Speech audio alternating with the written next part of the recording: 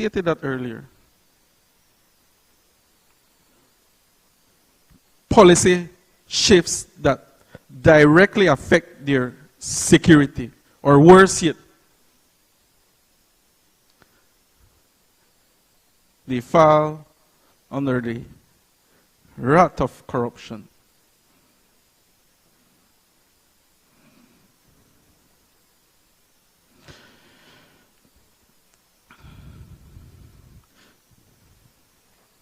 Madam President, this bill goes even further.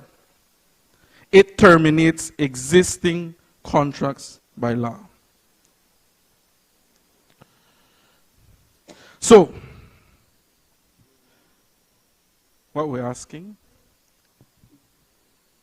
is for us to take a pause, man.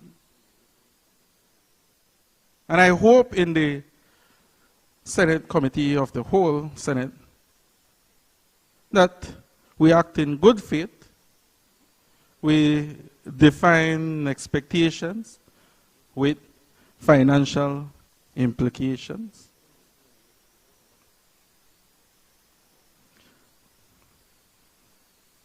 Because, Madam President, this is not a question whether judges should be properly compensated.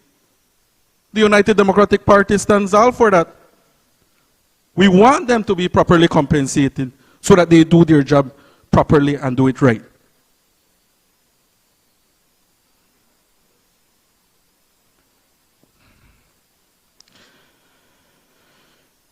See, the question is,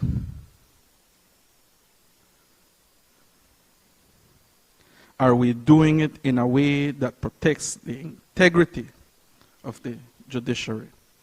Senator Castillo, in a way that quietly centralize control.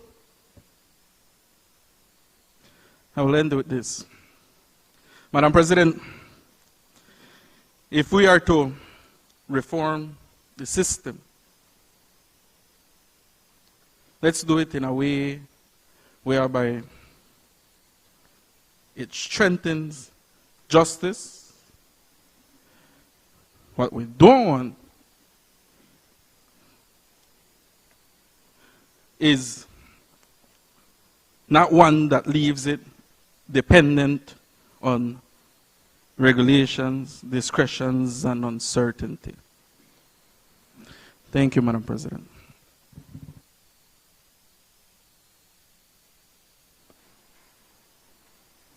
I recognize Senator Hector Guerra. Madam President, members of the Senate and Belizean people, very pleasant good afternoon. Madam President, I rise and I state this clearly in support of the purpose and the objectives behind this bill.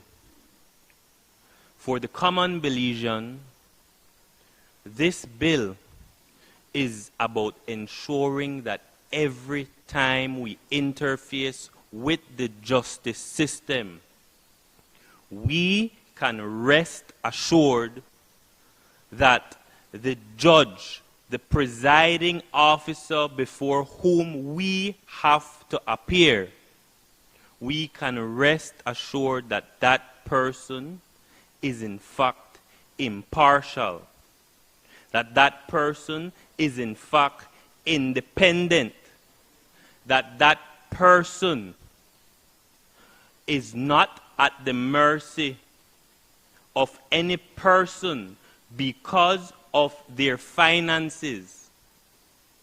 This bill is about shifting the current state of affairs from one where judicial officers whom are appointed under the highest law of the land, the Constitution.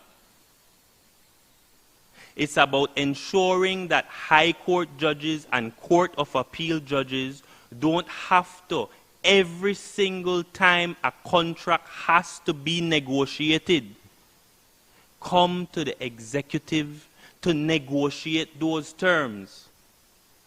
That is unseemly.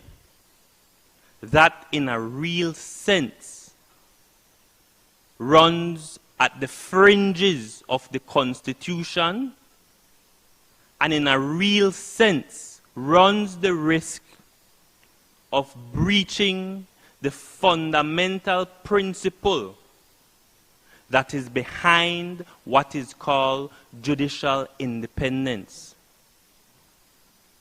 A judge should enjoy judicial independence. What does that entail? It means you have security of tenure. You cannot be fired for any simple reason. There must be serious reasons, either infirmity, either someone is acting beyond the scope of their duties and is acting improper, either the judicial officer has arrived at the age of retirement. So there is what is called in law certainty given to these judicial officers. Then there is the need for financial security, because a judicial officer must not be at the mercy of the executive.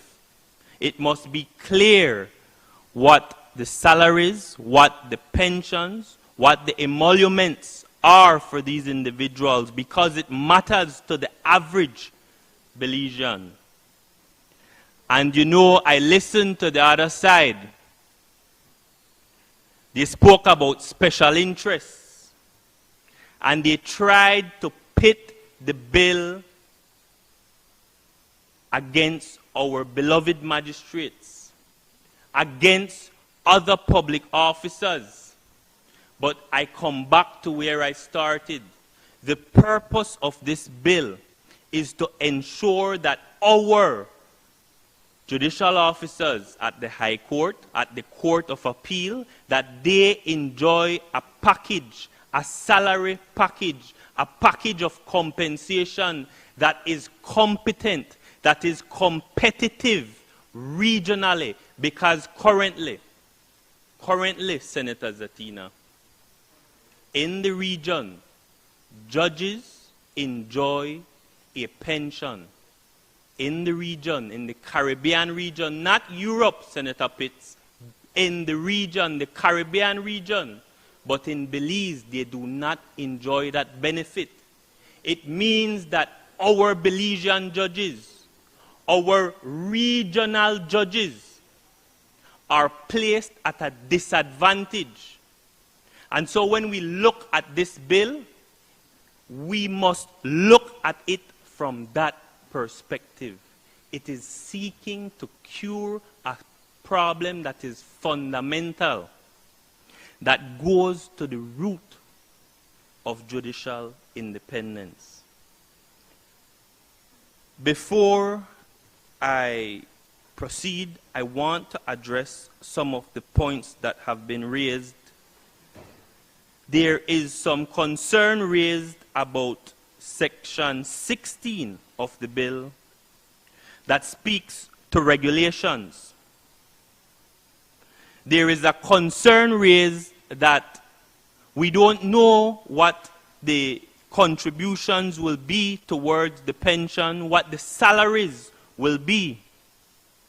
And I understand that, but there might very well be a reason behind why it will come through regulation and not through a bill. And the reason for that is because times change. Inflation is a real thing. And as time progresses, there may be a need to adjust the very salaries and pensions that we are approving. And so when it comes to regulations, it ensures that when the judicial, and this is another important point, it is not the minister alone who will provide the salaries for these judges, you know. It will be made passed by the Governor General on the advice of the Judicial and Legal Services Commission. And listen to this. The Judicial and Legal Services Commission is made up of the Chief Justice, the Chairman of the Public Service Commission, the Solicitor General, and the President of the Bar Association. I don't hear any minister being on the Judicial and Legal Services Commission. And yes, it must be with the concurrence of the Minister of Finance. But Senator Farber, what disappoints me is when you get up here and you grandstand and you say that. On a point of order, Madam President, I was watching as he called out Senator Zetina, Senator Pitts, and I had to wait. Man, make your What's intervention point without of referring order? to me, please. Sorry, Madam, I just slipped me to get the number, but he should be referring to the chair and not to individual senators. Proceed, Senator Guerra. There is really nothing wrong with making reference to a senator, but not to address the senator in question. Much so obliged. one can make reference to a senator in what they may have said, but not to address the senator directly. Much obliged, Madam President. What disappoints me is when I hear in the debate that a minister will control his salary. That is inaccurate. The salary, the contribution that is required will be made on the advice of the Judicial Legal Services Commission. And it must necessarily, Senator Farber, be with the concurrence of the Minister of Finance, because as you are aware, after all your experience, the Constitution prescribes under Section 115. Madam President, on a point of order, the same point of order, the senator continues to refer to me directly, but not only that, he is misquoting me. I read from the legislation. The order is, I read Madam from President, the piece of what legislation. is your point of Verbatim order? what I am not Senator- yielding. verbatim what I am not what that yielding. part of it What- is. Senator Farber, Senator Guerra. Thank you. Senator Farber, now if you wish to make your point of order, you may make that point of order. But be clear as to which point of order you're Madam making. President, an extension of the very point of order that you accepted from me just In order, now. Madam President, I still haven't heard it. You're kind of slow, that's why I don't hear it. Because you're Senator, demonstrating that you're slow because So you that when know- you're in here you and you know- don't understand you know- how the Constitution works after so much years, that's when you're slow. Slow. Very simple standing order.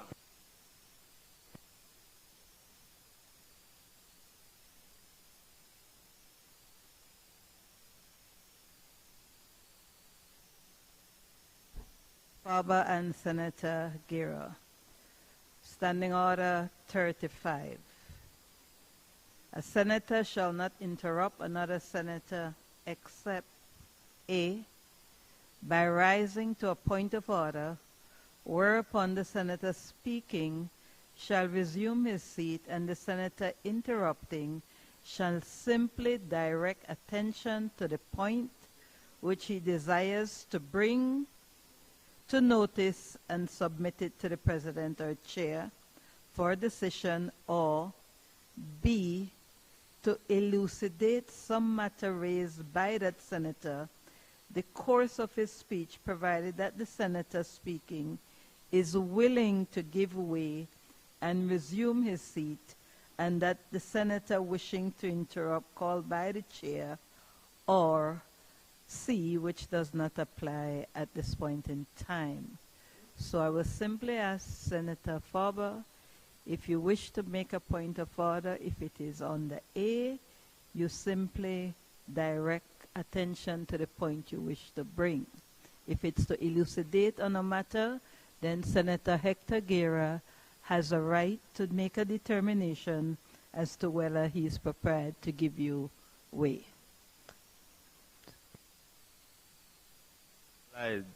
Madam President. So the point that I'm trying to make is that it is the Minister of Finance under the Belize Constitution that has to bring a bill to the House in order to appropriate sums, to get sums, Madam President. And that is the rationale behind why the contributions that have to be made, why the salaries that will be paid have to be with the concurrence of the Minister of Finance. And then there was much ado about nothing about the floor and ceiling and about the maximum amount of pension that will be paid. And there's a floor provided of 40% and 85%. But it's only the maximum and minimum. It is not saying that it will in all cases reach 85% of the salaries received by the judges. Slow that when you can read and understand. So, Madam President, at the outset, I make this clear. I commend this government for bringing this matter forward. The bill recognizes that the judicial service should be supported by clear, predictable, and dignified arrangements. It moves us away from uncertainty and towards a more structured legal system. That is important for the administration of justice. It is also important for recruitment, retention, and for institutional stability. A country like Belize that values the rule of law must also ensure that those who are asked to administer justice are treated under a law that is transparent and that is secure. This bill is not only about money. Judicial remuneration is connected to judicial independence. That is not a personal privilege for judges. It is a protection for public. The public must be confident that judges can decide cases fairly without pressure, uncertainty, or dependence on shifting arrangements. For that reason, I support the direction of the bill. My comments are offered not to weaken it, but to strengthen it.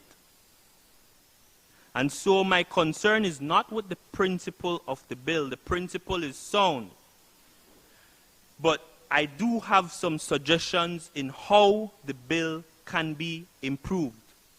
And I'm happy to say that this Attorney General, this leader of government business, actually listens to constructive suggestions, that this government listens to the people. And so I make my suggestions in that spirit. I'd like to take a look at the bill.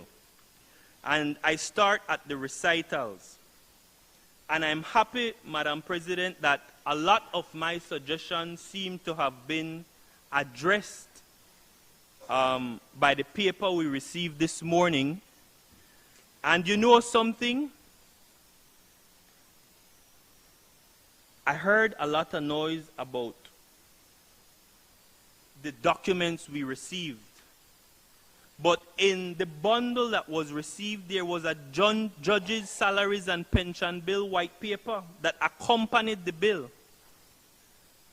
And you know, it is true that the amendments got to our tables only this morning, but it would be more concerning if there were areas of improvement and no amendments were made. And so, once again, I must commend our Attorney General. So, in the recitals, it makes mention to High Court of Judicature. That, Madam President, should properly be the High Court of Justice, as was provided for in the 10th Amendment to the Constitution. Then, at sections 3 and 4, I note that the suggested amendments are deleting section 3 in its entirety, and that's important because as it stood, section 3 spoke about the act applying to a person who is a judge at the commencement of the act or becomes a judge after the commencement of the act, and who gives notice to the Governor General that they want to be subjected to the act. But then at section 4, as the bill stood, it spoke about there shall be paid to every judge. And so there was an internal conflict, because what if a judge did not give notice that they wanted to be subjected to the act? Section 4 as it stood would have still subjected them to the provisions of this bill. In relation to section 4 of the bill, it speaks that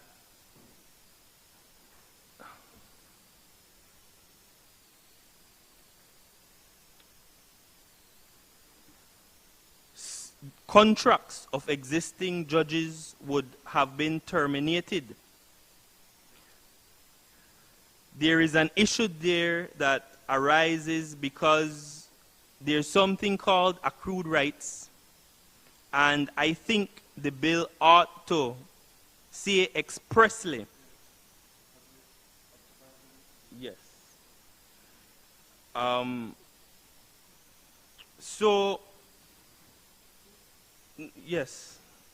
So that there should be a provision in the bill which expressly provides that the accrued rights of all existing judges will be preserved for their benefit. Then, at section 6 of the bill,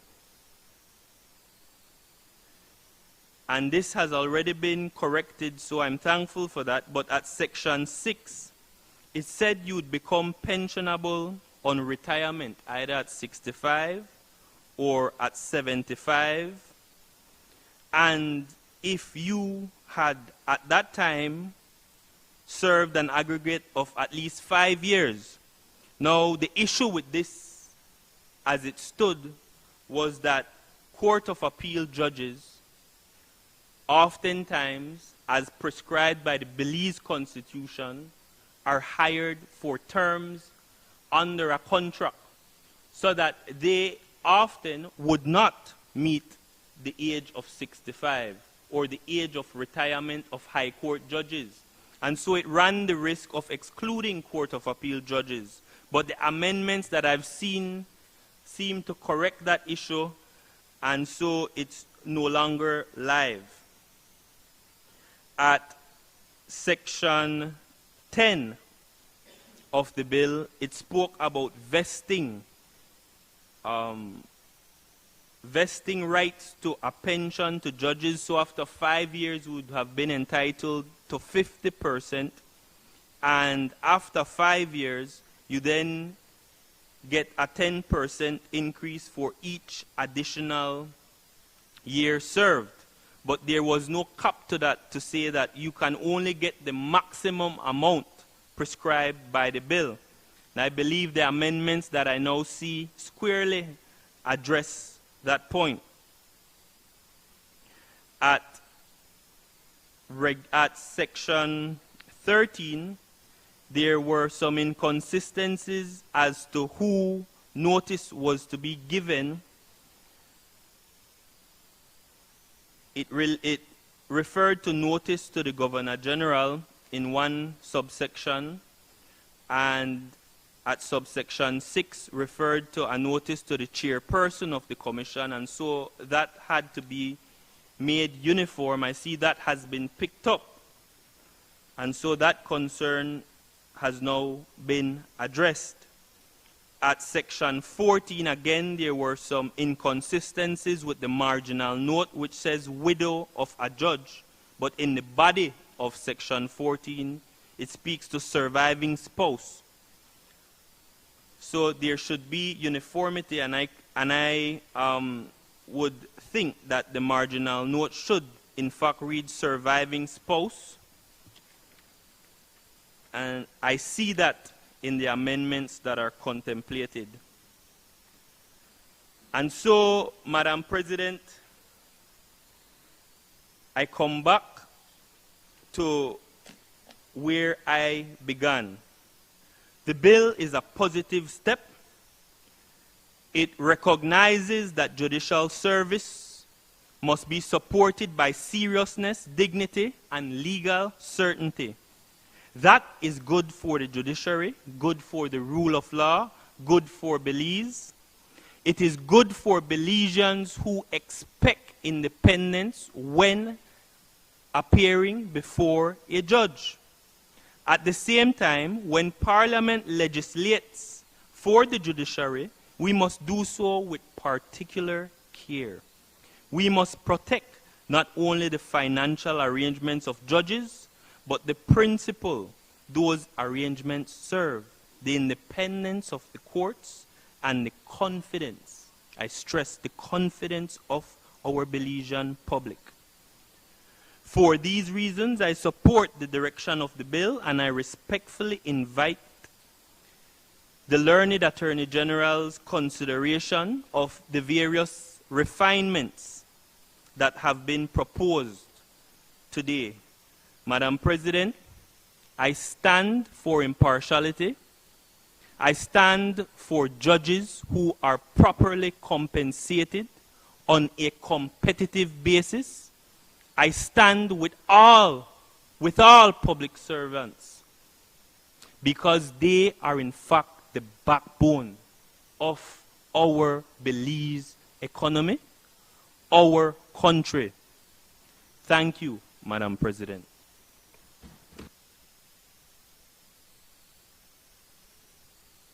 Nice, Senator Janelle Chinona. Thank you, Madam President. Good afternoon, colleagues.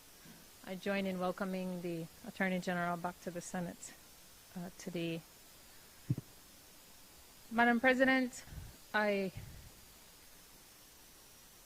glad that I'm following the Senator in speaking to this piece of legislation, because in preparing for today, I too landed at public trust, value in our system, public confidence, and the need for us as Parliament, as senators, to play our role in oversight and function. And so it is impossible not to support something that someone has worked for. But I am cognizant that reality is reality, and I should point out, I'm very grateful for the Attorney General for offering and then making time to meet with me to go over the specific aspects of the draft, and those are reflected again in the document that we found on the desk this morning. I will always champion those who make that time and effort, because I do think it is imperative for us to come here in that informed context. But and he will attest, I did ask in terms of the financing, because I think it is critical for us to know how these things are going to be paid for. And I say that because as a follower of the national news, Madam President, you would have noted as well that there have been public officers who have had to come out publicly. Some of them even came to the steps of the National Assembly to say, I have not been paid my pension. So that when we make this commitment, as we did to those pensioners, to the judges, I also don't want the judges to one day have to come to Parliament and say, well, I was promised payment. So I did ask, and I will read into the record what I was the information I was sent in terms of what we're talking about in terms of dollars and cents. But before I go into that, Madam President, I will underscore, just as Senator Guerra has entered into the record, that it cannot be overstated how important it is for our judiciary to be independent, for justice to be impartial, and for the parameters and tenets set out in the Constitution to be not only recognized, but to be respected. So in that vein, I also signal that I hear rumbling. I don't think it's, I hope it's not passed and I've missed it, but when we're talking about offices that are constitutionally appointed, like the Ombudsman, and talking about changing salaries lesser, because we know the importance that the Constitution places on those offices, the Contractor General, the Auditor General, the Contractor General, Accountant General, these are offices that similarly play a key role in making sure that our democracy enjoys the separation of powers.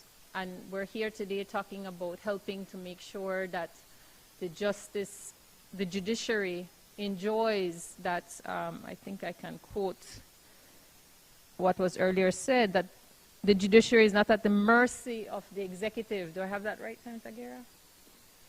Because once we're at the mercy of the executive, and I, perhaps in my capacity, you will recall that I have also suffered from the mercy of the executive in asking to do work as a senator for a Senate Select Inquiry approved by this Honorable Senate, but that the resources there were governed by the realities. And how can you ask the government to produce money if they're saying they don't have it?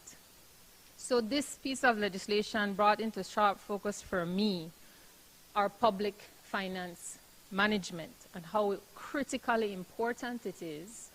And I know we've spoken before about how the opposition chairs the Joint Public Accounts Committee, on which social partners sit in that joint select committee, joint standing committee of the House, because to me, what I read in the big picture of this room is that we're talking about this because we're having to watch every single cent.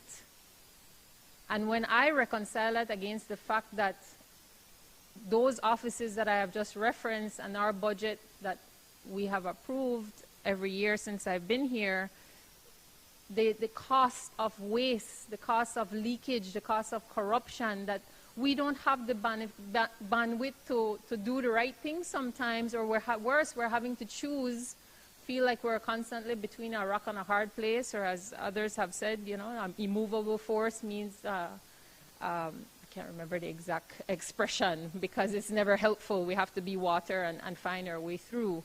But at the end of the day, I just signal, Madam President, that I do think as a basis of making an informed decision around legislation, I do align and associate fully with doing so, particularly on money bills, in the context of a plan, and knowing that the funds are there, are going to be made available, and that when the call on the budget is made, that these are liabilities that have been entertained. And that is the context, explored and documented. And so to share the information that has been provided to me by the AG by way of the Ministry of Finance is that if we assume the following, that 3 judges in retirement over the next 3 years, and if they qualify for 85% of their base salary as a pension, being the upper limit, that their base salary is $175,000 per annum, which is the current pensionable salary being proposed, then the figure would be $175,000 times 0.85 per judge per year, or $148,750 per judge per year. So for the next 3 judges, for 3 judges over the next 3 years, it would be $148,750 by 3, which lands at $446,250 per annum. I shared, I'm sorry? Yeah, I share that because I do think it is important for us to have that information on hand, Madam President, because I don't know well, the Senate, according to the standing orders and the Constitution, we know the government needs money to operate. And as I said, I don't think anybody's going to get up and say that they're against giving pensioners who have worked and are eligible for pension, not paying pensioners and not delivering on that. But I do think it is important, and I raise now and want to place on record that it is imperative that we do so in the context of the financial picture and making sure that we have that information and make sure that we have that confidence so that when justice is dispensed, it is impartial and it is fair and that there is that confidence. Because without that, Madam President, then we're passing legislation and then there's no follow through, there's no, what is the onus if we're going to be quote unquote blamed for holding up legislation. I would also like that we are blamed for strengthening legislation and making sure that the legislation we're passing is realistic and that it delivers, because otherwise we're just going through the motions here. And I, for one, do not want to think that our time spent here, preparing here, and after we leave here until the next time we're here is wasted. And that is the truth of it. We have to make sure that when we're looking at this, that we're factoring in the resources, we're providing for it, and we're doubling down on our commitment as parliamentarians in the same vein to champion ways and opportunities of making sure that the system is what it needs to be so that the money that is so very tight, that is so very limited, can be allocated to the places where they need to be, where they should be, where they have to be, so that the public enjoys the confidence of all its institutions, judiciary, executive, Parliament. I know you have reminded us time and time again when there's budget, where are the resources for the National Assembly so that the National Assembly can do its work. That is the core essence of our parliamentary system, that there is separations of power. So I look forward to the strengthening of this bill and the next steps on this. But I place on record that I do think it is critically important for money bills that we have the benefit of those numbers so that we can make an informed decision in that regard as well. Thank you, Madam President. Recognize Senator Kevin Herrera. Thank you, Madam President. Madam President, I appreciate the practicalities of what the government faces, but I will also say that the judges are not the judiciary and that it's larger. So I think that the points made earlier by many of the previous senators, I think the factor is very large with me, and so we look at especially in the question, Madam President, of fiscal equity.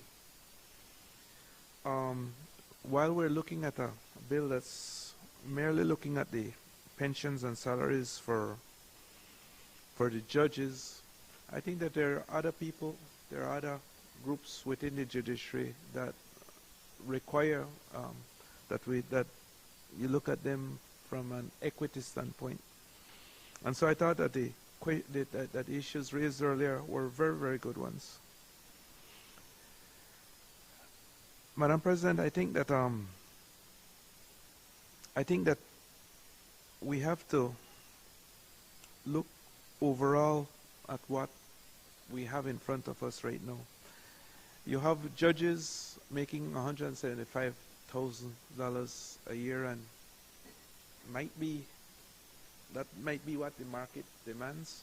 But I was also very surprised, actually, and I don't know if anyone mentioned this earlier, but that money is largely tax-free. And so that factor is very huge in terms of what that compensation is. And then when you look at all the other perks that comes along with it, whether we were talking about the travel allowances, whether you're looking at housing allowance and all the other things, again, might be what the market requires, but I'm saying from merely the standpoint of equity across the board within the judiciary, I would have an issue with just addressing, I do have an issue with it just addressing one aspect of the judiciary, sorry. And so, Madam President, I think that it's important that, you know, perhaps we look at this bill a little more and we see how we can address many of the issues that were raised by some of my colleagues here today. So in this form, Madam President, I'm not prepared to support it as it is. I'd really like for some of the points that were raised earlier, and I won't go over those points again because I think that Senator Pitts went to very much in detail with what is what in front of us with respect to the bill. I think the Senator Denison brought in a very important perspective from within the judiciary, because he works within the courts, and I thought those were really very good points as well. And so that is where I am right now, Madam President, without really getting into, and Senator Chanona just mentioned the whole aspect of the numbers and the budget. I mean, how can we support something that we don't even know what we're supporting? I really have no idea in terms of what we're supporting, if we support the bill in terms of its current form. I know that we're looking at, you know, figures have been presented between in terms of the pension being between 44.5% and 85% of the judge's salary, but what is that in terms of the long term? How many people would be impacted? What would be the impact of the budget on a yearly basis overall? We really don't know. And so for those reasons, Madam President, again, without getting into all the details that were presented before and without repeating all of what was presented before, those would be my issues that are shaping my position at this time. Thank you.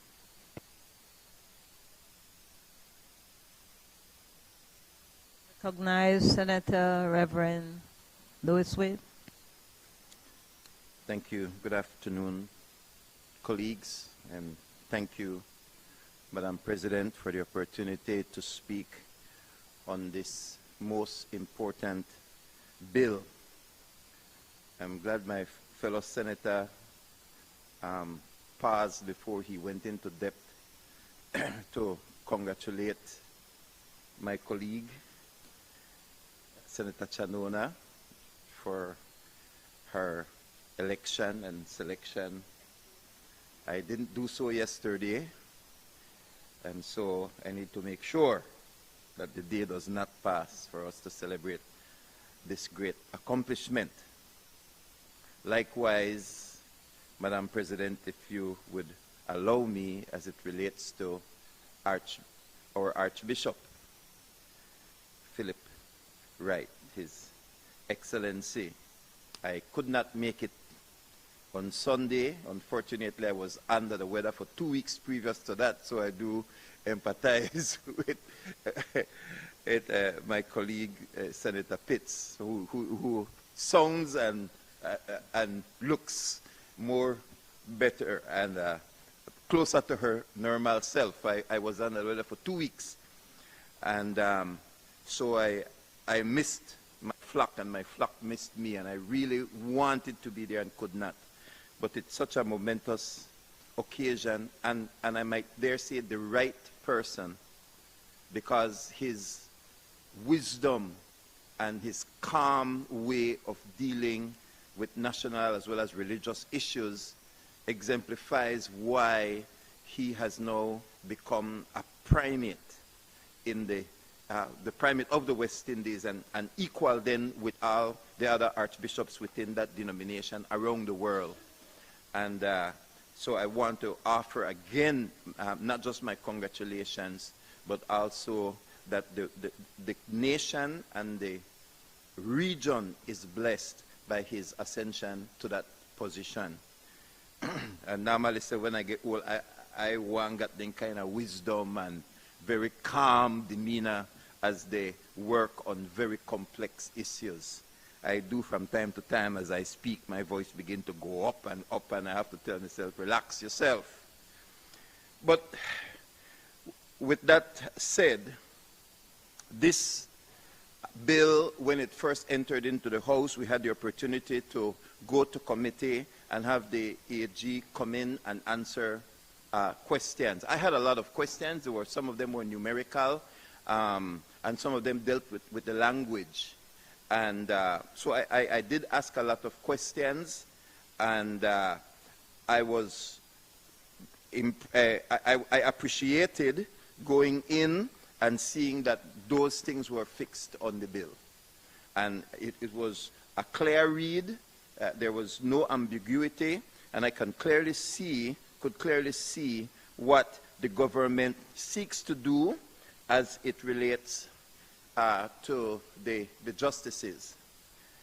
I, however, also wanted to listen to the details of the debate. Because just as yesterday, when we had the opportunity to look at the bill with DNA, deoxyribonucleic acid, it is a field that I have some knowledge in. But as it relates to the judiciary, I am not going to pretend as if I understand law or the reading of law and the many different intricacies of the profession, as well as the implications that a bill like this could have on a most needed, a most esteemed, a most learned group of people, and I might say a group that is set apart because we don't elect them to their positions. And then we expect that they are not going to block the roads. You have the block the road crew. You have those who can come out into the public. They can call the man in shows. But there is a group among us who we call upon from time to time when the political elements cannot solve the issue, when the society cannot solve the issue, we take it to court. And so we pay them well, we ask them to qualify themselves well, but then we also ask them, in a sense, to be set apart so that the problems and issues that they have, they can discuss it amongst themselves, but they cannot really bring it into the public domain. And so we must take care of them, in the sense, those who cannot speak for themselves, we must speak for them. And so, not being a field that I'm very familiar with, but I always look at it, believe you me, with amazement, because these are some of our brightest minds. I wanted to hear the debate. Because I noticed, I thought it would have been on day one, but then it wasn't on day one, and there was quite a few stuff on day one. And so, day two kind of looked a little skimpier, and I even pulled up the envelope and I said, hey guys, Tuesday, it looks a bit skimpier. But clearly it's now, what time that? 1:10. And we are on the first. It matters. It matters. And I want every single senator who has spoken so far to know that I have weighed your arguments. I have weighed your arguments. Oh, yeah, you're right. Thank you. As a weighed, eh? And my thoughts often appear scattered, but slowly coalesce. coalesce, slowly. So, yeah. Yeah. Because I really genuinely believe in debate and in the open marketplace of ideas. So Sunday when I was going to preach, I wasn't sure how my congregation was going to take it, Madam President, so I tell them, hey, I had fever for 2 weeks. Please excuse, in case you don't like what I have to say, just remember, just say that I take it out, I get it out of fever. It's a fever meditation. So when a person wants to become a police officer, there are some people who just want to be a police, but there are those who enter police because one day they see that they want to become commissioner. So like somewhere they want to become commissioner. And for those people, there must be a clear trajectory. a clear trajectory where, regardless of where you are in the police department, you feel that if you work hard enough, by virtue of merit, that you should get a shot at being a commissioner. Same thing with the BDF. Some people, well, they just want to join the BDF, but there are those who join the BDF with such capacity and capability that one day they think they could become the commandant. And they should be given a fair shot. They should have a fair trajectory, knowing that they're going to be compensated. They're going to have an influence. They're going to let their dreams come true. Police, BDF, I say the same from the education department. Maybe becoming a principal or entering into the education. And as a Belizean, you want to know that if you put in the best shot that you possibly could, you could one day, via merit, you can make it to the top. So I think as it relates to law, there is a top two. There is a top two that lawyers may enter maybe for different reasons, but there are those who, as Belizeans, believe that if they do well, apply themselves, do well in law school, come and work hard, represent the nation, via merit, they can make their way to the top. And as I said, these are thoughts that are coming together as it relates to, as I sit and I listen to today's debate. That they have a shot, and it appears to me then that in a sense that Chief Justice position, or at least very close to that as it relates to the justice, or at least as it relates close to that would be probably the magistracy, and then senior and these things like you come into law, and there are those who would want to be able to have a clear shot, being given hard work, merit, and their educational prowess, their argument, and all things that it takes in your field, for those of you who are in that field, that one day you could. And so to be able to be so good, and then you get called to another country, but like you can't get called within your own country, especially in a, and we do agree, we are looking for the best of the best, and there has to be you have to vie financially as well too with the rest of the Caribbean.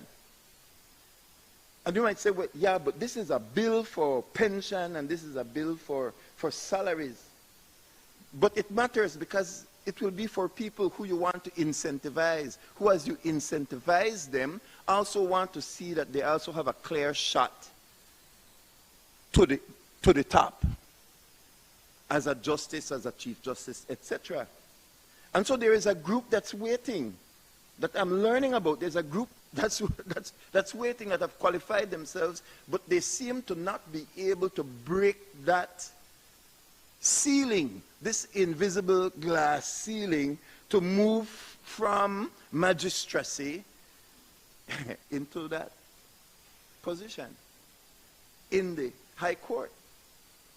And then they're kind of making it, some are making it in the Eastern Caribbean, like they're making it, they're being called. So it's not that other countries are not seeing the quality in Belize. Why does it matter? It matters because you're creating a pot. You're creating, let's call it a pot of gold that you are creating. That you are making the best possible pot of gold. And you're saying it's because we want the best of the best. And then there is a group that's saying, yeah, I want to create that pot of gold too, and I at least want a shot at it. Because how will I create the best pot of gold if I feel that I'm not going to get a shot at it? So the arguments have to be considered, Madam President, in my humble opinion, sitting and weighing and listening. That the matter of the magistracy is important. in the determinations that are made regarding the next step. Because even as we speak, I believe they are probably listening or watching us put together a pot that we are claiming is going to be the pot that attracts the best bees. What's going through their mind at this time as we try to put together the best pension plan, the best salaries, but our people believe that they themselves cannot get a fair shot at it as well. So then, if I want to deal with the best possible pot, why can't I also deal with ensuring that all those who can qualify for the pot can actually get a shot to the pot too? It doesn't have to be two different things. It can be one. Especially if we don't have an exigency, a speed, like something that's motivating us to really get it now, then we can deal with it and discuss it at a level where we can make it better. Even though I understand it, I read it well, the mathematics is perfect, the bill itself works well, but the waters are not still in that field where they can quarrel how they want. We bind them to certain behavior. But everybody, even as a pastor, you know, I know when I'm not being treated fairly in compensation. But I'm a pastor, so it's like, just shut up. Then somebody have to argue for you. So we have to argue for the magistrates. Because we don't want them to be arguing. So we have to take care of them. So, right, you know, for whatever reason, we speak for those who cannot speak. So then I also have to ask myself, if this bill, the way it currently is, will it still the waters? Will it calm the waters in your field? Or will it create more turbulence? If I pass, just me, my vote.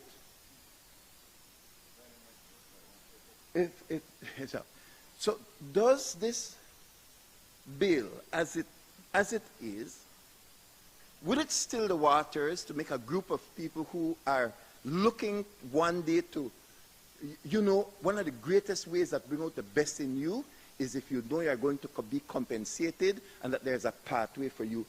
You get great things done and you get great people to stay, to come, to put their best in because we're creating a pot that will attract. So, just based on what I'm hearing,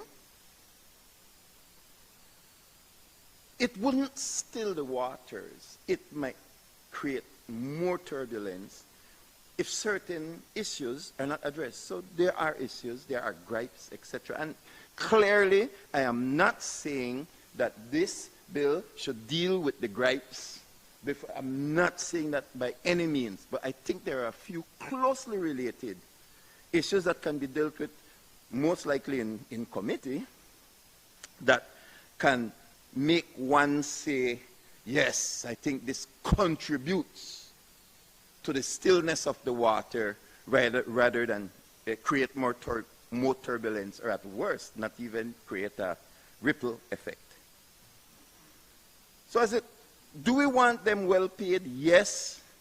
It appears that the $175,000 a year brings Belize into the realm, because I did the mathematics for Jamaica, Trinidad, Barbados, Guyana, St. Kitts, Eastern Caribbean. I did the maths with AI.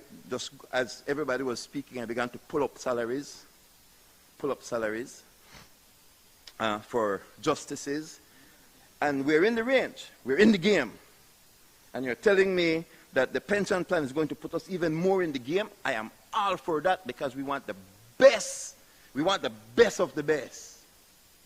But while we put this pot together, I am concerned that those, yes, I am concerned that those who are just next in line, the magistrates, then just they watch and wonder when my turn is going to be. And I believe that that needs to at least be discussed, at least be addressed, at least have definitive timelines, and where possible, the formula. Is this a good formula? Is it a great formula? Is it a formula that attracts the best? Is it a formula that we can just bring in the magistrates? Bam! Is it possible? Is what good for the goose? Good for the gander? Just questions that I'm hopeful that I can get an answer to as I genuinely seek, with this one post, one vote, genuinely seek that when we're done, it's not going to create turbulence, but it's going to create a feeling of, yes, we are being taken care of. Not just the tip of the ice, not just the tip of the triangle, as in the Chief Justice and the justices, but everybody who seeks to one day move from, I don't know if the intern or just to take GCE, you see, I'm that naive. Right? But they're looking way up yonder at the tip, and they know the pot of gold is worth it. I don't have to go to science. I don't have to go to this. I don't have to go to that. I can do law, because at the tip top of this process, there's a pot of gold up there that if I give my country my best, I have a fair shot. I have a fair shot at that pot of gold. So we give a pot of gold, we move to 175,000. We are now embellishing it to make sure that the best across the Caribbean can access it, and we can have the best judges. But I want to ensure that there is no glass ceiling where there is a group that's just before it, can see it, but cannot access it. And so I look forward to going into committee where these issues, and of course the paper that I came and found on my desk, unfortunately, up to right now, and I read it through. So I hope that when we leave this place, or at least when this bill moves on, it's not going to create turbulence, but it's going to help still the waters, and we can coalesce around the best minds for the job that they do, which is whenever we are confused, we look to this group of people to make the final decision of how we move forward as a nation. So I look forward to more debate and more refining of this in the next stage. Thank you, Madam Speaker.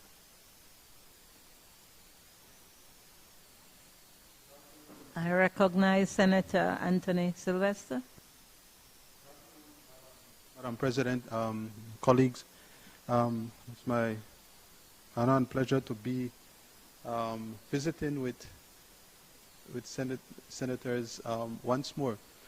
Before I go into my my interventions, I'd like to join in previous senators who conveyed congratulations to Senator Chanona on her election, and of course it would be remiss of me if I did not express publicly congratulations to His Grace, the Archbishop Philip Wright. You know, he had sent me a personal invitation. The Sunday was crowded there. He did not see me, so I'm saying it publicly so to let him know that I was there. You saw me, and the senators can attest to that. Yes. Historic. But Madam President, I wish to express a gratitude to all senators who have made interventions during the course of this morning and into this afternoon on this bill, a very critical bill that the government has undertaken to have enacted. Madam President, previous senators, all the previous senators, they expressed their concerns and made their points very eloquently, and I don't think that I can match the eloquence of those senators and some in particular. I would, however, nonetheless, my own way, respond to the various queries that has been made. I start off, Madam President, to highlight something that I think is very important. There has been, many senators have expressed and zeroed in the fact it is said that the bill does not address the magistrate, Now, I think it's important to note and to highlight that magistrates currently are already pensionable. So in fact, what this bill does, this bill seeks to put the High Court judges and the Court of Appeal judges on the same footing as the magistrates. That is to say, to provide to them an entitlement in law that the state is obligated to pass. Madam President, no less than our apex court has enunciated and has highlighted of this fundamental obligation and responsibility of the state of Belize. In a case no less from our jurisdiction, the CCJ had pointed out that one of the most important components of judicial independence is security of tenure, and that judges should receive adequate remuneration and have the security of a pension scheme. That's very important, Madam Speaker, I think, to start off with, because it may have been lost on everyone here and also those listening to think that this is an attempt by the government to carve out a special regime for judges of the senior court. And indeed, it's very far from the truth. To the contrary, it is the state, it is the government actually trying to catch up on belatedly, extremely belatedly, on an obligation that it has to our judges. This is an obligation that is also cast in United Nations basic principles on the independence of judiciary. So at Article 11 of that, those principles, it is stated that the term of the office of judges, their independence, security, adequate remuneration, conditions of service, pensions, and the age of retirement shall be adequately secured by law. This is what this bill seeks to do. It seeks to cast in law this obligation of the state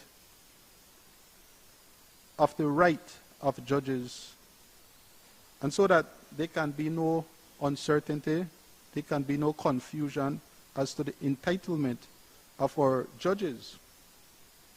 Now, Madam President, what I seek to do is to address the various concerns and issues that have been raised. Now, this bill seeks to pass into law a pension scheme that would require the judges to actually contribute to make a distinction in the public service. That pension scheme is non-contributory. That, Madam President, is something very, very critical and important to contextualize. It means then that the state is funding fully the pension benefits of all. This proposed pension scheme is a departure from that. Senator Farber had taken issue with that and said, why are we doing that? Well, Senator Farber, the answer is simple. And it is no secret that the government has signaled that there will come a time when there has to be contributory pension. It will not affect those existing public officers, but the reality, unfortunate as it is that the state cannot continue to have the state of affairs remain as is.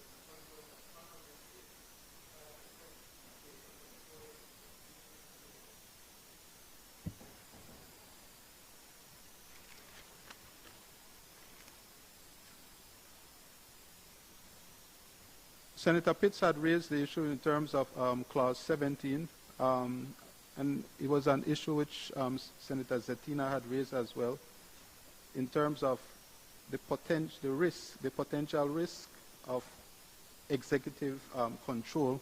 That clause, of course, addresses the fact that the concurrence of the Minister of Finance is required before the regulation is passed by the Governor General. Let me just pause here and just to highlight again. So these regulations, they would be passed on the advice of the Judicial and Legal Services Commission. So the Judicial and Legal Services Commission is an independent body. It's independent not only on paper, Senator Farber, but also in practice. And I can say, and I could say it publicly, the government isn't always at times pleased with the decisions of that commission, but that does speak to the fact that it acts independently. So if there is any concern about this mechanism actually operating fairly, be rest assured that you have an independent Judicial and Legal Services Commission who, I can say definitively, will not advise the Governor General in respect to regulations which would be to the disadvantage of current judges. We could look at those, consider those in committee.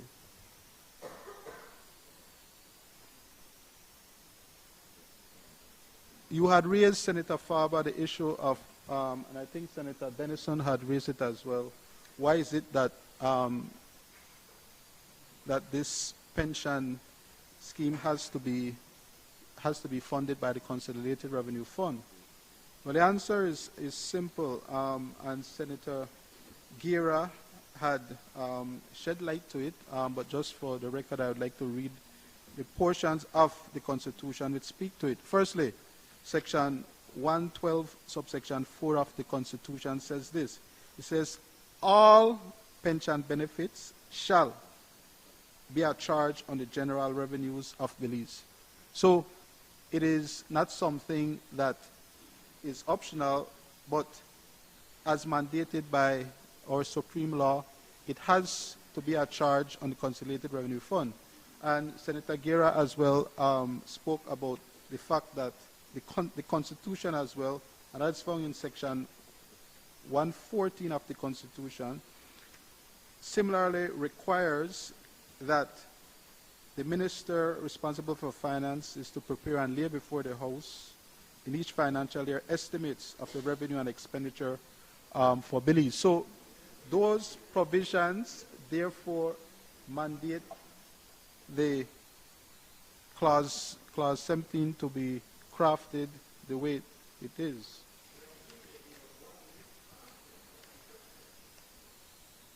in terms of the issue of costing, Senator Chanona had read into the record what was shared. So as everyone knows, a judge of the High Court is on a salary of $175,000. Now, and I think it's important to make a distinction between salary and allowances. There are differences. There's an important difference because in the bill it makes very clear that the pension scheme would operate. So in clause 2, the word pensionable emoluments is defined, and that is very expressly clear, and it means salary paid to the judge. The bill itself speaks about salary and allowances. So clearly, it is envisioned that the pension will only be applicable in terms of the salary of the judge, and the allowances would not be applicable. And allowances are a standard feature of the public service. Not only judges receive salary, public officers as well receive salary. Sorry, public officers as well receive allowances. Senator Dennison had intimated in his intervention that it's a legislation that seems reactionary. But what I can say is that this bill has actually been in the making even before I became Attorney General, which was back in 2023. So there may be a coincidence that the NIDA point declaration speaks to security of tenure of judicial officers being something of paramountcy, but this government has a very long time been working on this bill, again, to give effect to its obligation, both under the Constitution and both what is mandated by our international obligations. There was the issue with respect to Senator Dennison, raised it as well as yourself, Senator Farber, with the 66.7% versus the 85. That is something that perhaps leader of government business we could look at in the Senate, the committee of the whole.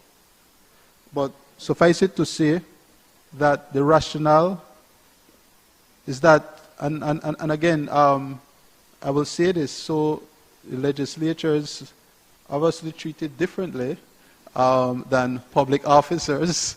And so, whereas the current state of affairs, public officers, their rate is 66.7%, and it's non-contributory, we could not seriously have public officers, because judges are, in effect, public officers who would be contributing to our pension scheme, would only have the benefit of that same rate. As I said, the parliamentarians are treated differently.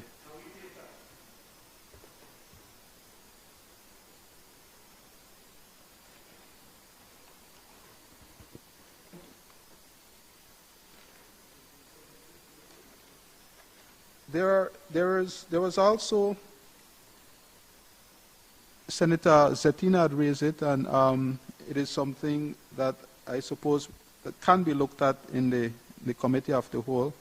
That is in respect to clause 3. He had mentioned that perhaps maybe the salaries, they should actually be set out in the bill. A review of the provisions in Trinidad does in fact actually have a schedule, but only the salaries, and the salaries change. The change in the salary would, over a period of time, that would be something that would allow the National Assembly to adequately debate on. The allowances, however, those are set out in regulations. So there is utility for the use of regulations, and that is confirmed in legislation such as that which exists in Trinidad.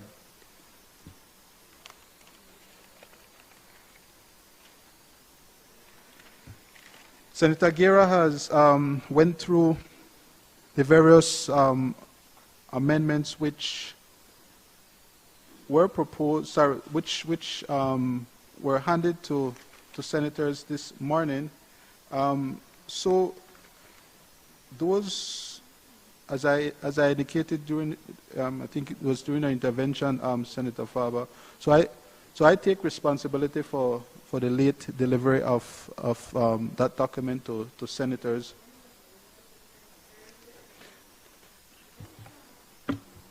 So, for context, Senator Pitts, I met with Senator Chanona and Senator Guerra on Friday, and so Friday evening, we provided it to the clerk, but it is indeed very tedious and technical work that has to be conducted.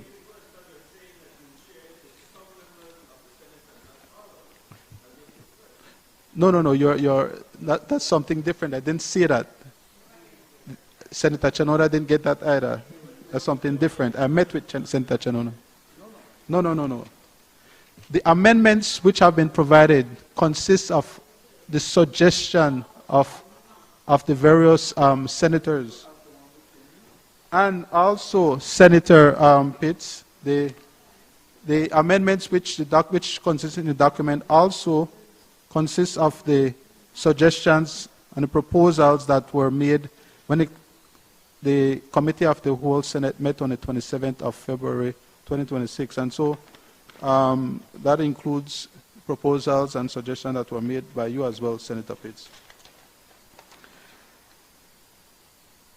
As I said as I started out, the bill seeks to put on the same footing as other judicial officers in the country. It seeks to put in law, to cast in law, the right and entitlement to a pension.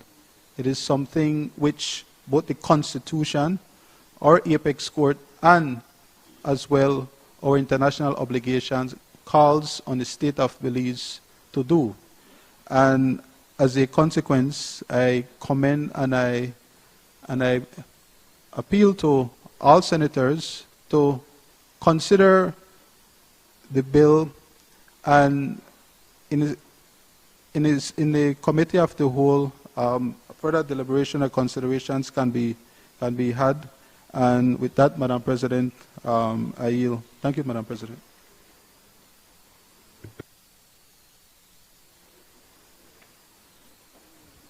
Madam President, I'd like to wind up the debate on the bill and start by putting on record again, as the Honorable the Attorney General just did, our apology for not providing the draft amendments to senators earlier. There is no mischief afoot. There is no preference being given to any senator. The Attorney General has accepted responsibility for the late delivery, and we apologize. There's nothing more we can do about that, Senator Pitts, and there is no intention of giving any preference to any senator. Senator Chanona did not get it before anybody else, just to be clear.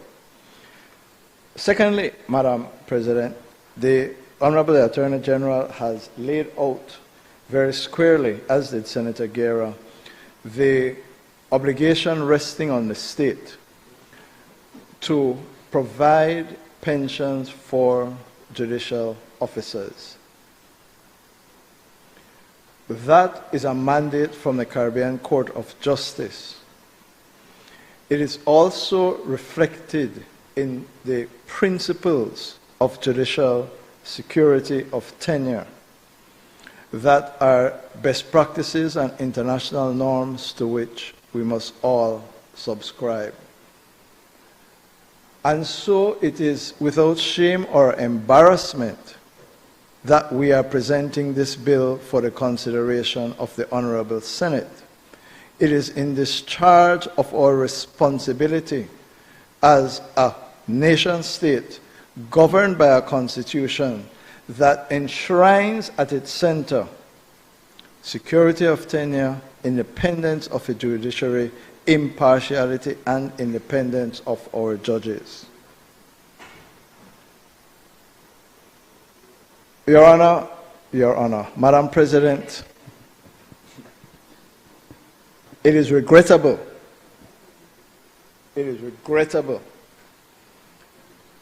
that the debate, or a significant portion of the debate, pitted the magistrates against the judges. It is regrettable because those who sought to sacrifice the magistrates on the altar of their arguments should have confessed up front that the magistrates are pensioned. The magistrates are pensioned. The judges of the High Court and the Court of Appeal are not. And that is why this legislation seeks to address the gap that exists in our judicial system. Do not give the people of Belize the impression that magistrates do not have their pension. Do not give the impression that judges of the High Court and the Court of Appeal are being favored in distinction and discriminating against the magistrates. What we have, Madam President, if one wants to be honest and frank and truthful, is pensions at the level of magistrate, no pension at the High Court, no pension at the Court of Appeal, pension at the CCJ. Senator Wade, to use your analogy of a young person aspiring to enter the judiciary at whatever level, if a member of the public qualifies himself or herself today, applies to become a judge, is appointed, he or she will not get a pension. However he or she aspires, however much they aspire to it, however well qualified they are, they cannot get a pension.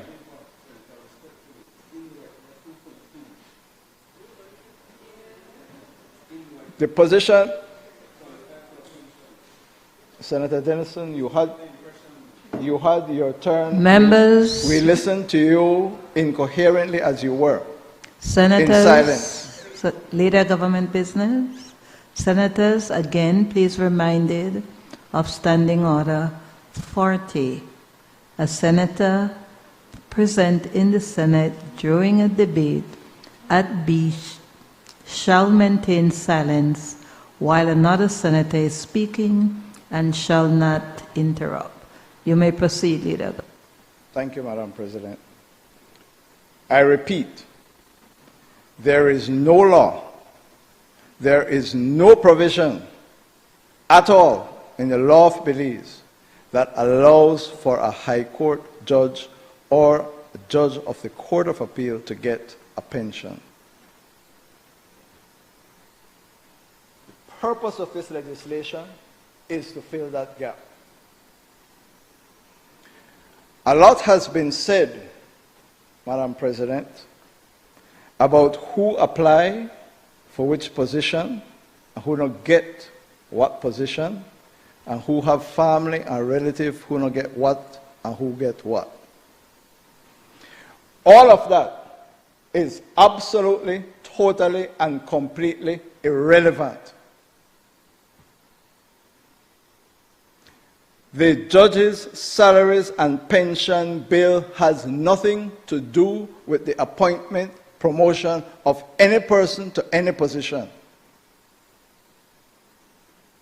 Whoever is complaining about not being promoted, whoever is complaining about not being appointed, go and quarrel with the Judicial and Legal Services Commission. That is not before the Senate today. It is simply not before the Senate today. And Madam President, we can keep this bill here until King Hatchet turn a hammer. That can't change anybody getting an appointment. It can't give anybody a promotion. So there is no point keeping the bill in the Senate and say we now pass it till Denison get whatever promotion he wants.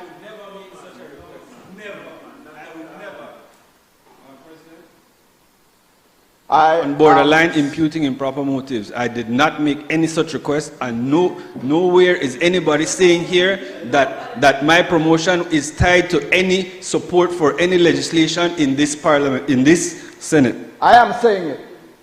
I am saying it. And I will repeat it. Madam President, keeping the bill in the Senate cannot guarantee or provide for the appointment or promotion of anyone, including Senator Denison. This bill has nothing to do with that.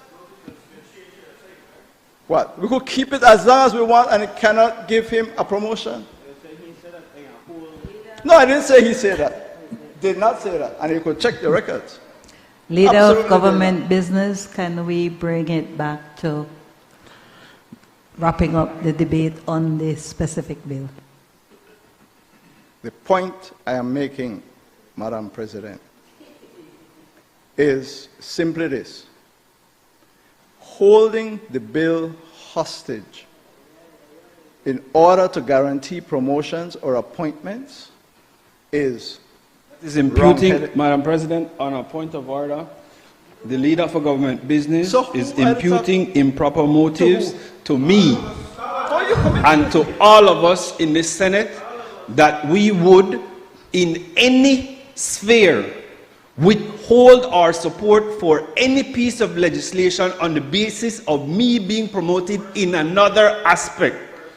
That is improper, Madam President. Madam President, if Senator Denison believes that that is what I am imputing, I withdraw it unconditionally. I withdraw it. I withdraw it. Senators, Leader Government Business, we take your withdrawal and it will be taken out the record. I repeat, Madam President, the purpose of this legislation is to fill a gap. It is not designed to deal with the question of appointment or promotion. I have taken a look, like most senators, I believe, at the legislation. Well, I don't know if all, who have taken a look at the legislation in the Caribbean. None of them, Senator Wade, none of them deal with the magistracy. None of the pieces of legislation that deals with judges' salaries and pension deal with the magistracy. They do, just like how we have ours under the Pensions Act. Yes. Secondly, Madam President, the legislation in the Caribbean, on which, as I understand it from the Attorney General, this legislation was patterned on looking at what's in the Caribbean, also have the same style of dealing with benefits and allowances in regulations. He has made the point, right, as what I was about to say, he has made the point that in the case of Trinidad and Tobago, the salaries are actually fixed in the schedule as a part of the law, and he has conceded that in committee we will propose that amendment to put the salaries in the law itself, the substantive legislation. And Senator Denison, I'll call your name again, Senator Dennison, the pension, based on the bill, is going to be calculated only on the salaries, because it says pensionable emoluments is only the salary. The housing allowance, etc., will not be used to calculate the pension. And therefore, it's right and proper that the salaries be put in the legislation, which we know what it is, $175,000, and the Chief Justice higher than that. So there will be no question about, there will be no question about the basis on which the pension will be calculated in the legislation. As Senator Chanona has read into the record, the factual situation, and this addresses one of the most serious concerns raised by Senator Herrera. The factual situation is that there are only 3 judges over the next 3 years who will qualify under the proposed scheme for a pension. And the cost, let's round it off, will be $500,000 per annum. So in terms of what this bill is proposing, if it is passed on the basis of the calculation, of 85%. Yes, it's that's what I'm saying, it's a cost of $500,000 a year. On the basis of the 85%, and the Attorney General has said we can look at that figure in committee. The long and short of it is that that is the maximum we're looking at on an annual basis. So, to give some certainty to colleague senators, the salaries will be put in the law, not in regulations. 2, the cost on an annual basis, based on where judges are in their terms of service, is $500,000 a year for the next 3 years. Anything after that, clearly, will have to be on the basis of allocations made under the annual budget. It's a charge on the Consolidated Revenue Fund as required by the Constitution. It makes a difference, and we can discuss this more in committee. It makes a difference that this is a contributory pension fund. And I hear you, Senator Farber, about how members of the National Assembly who also contribute at 5%. The long and short of it is that, in my respectful submission, is that we are seeking to deal with a problem that we have. And Senator Pitts, we can't, on the floor of the open floor of the Senate, debate the issues and challenges which they are about promotions, about appointments, and so on. For obvious reasons, we can't debate it. What this seeks to do is whoever, whenever someone is appointed to the High Court, someone is appointed to the Court of Appeal, they will know that they are entitled to a pension that is prescribed by law. You said it yourself, Senator Pitts, and it is a fact. We know it. We have judges who have left the jurisdiction to go to the Caribbean because of the pension issue. Similarly, we have Belizean attorneys qualified who are not prepared to look at it because of the absence of the pension. And so the pension is a critical factor in terms of independence, in terms of security, and in terms of impartiality. That requirement, I repeat, is directed by the Caribbean Court of Justice. It is a best practice. It is required for us to have a judiciary in which the rule of law can prevail because they feel free and secure to rule as they wish because their salary and their pensions are charges on the Consolidated Revenue Fund as prescribed by law without the intervention as the executive. We will correct Clause 17, I believe it is. Madam President, I encourage colleagues, senators all, to look carefully at the bill. We are open to propose amendments in the Committee of the Whole to satisfy the concerns, but I commend the bill to colleague senators. I thank you. I ask that the question be put. Honorable members, the question is that the bill for an act to provide for the salaries, pensions, and other conditions of service of judges of the High Court of Judicature and the Court of Appeal be read a second time. All those in favor kindly say aye. Aye. Those against kindly say no. The ayes have it.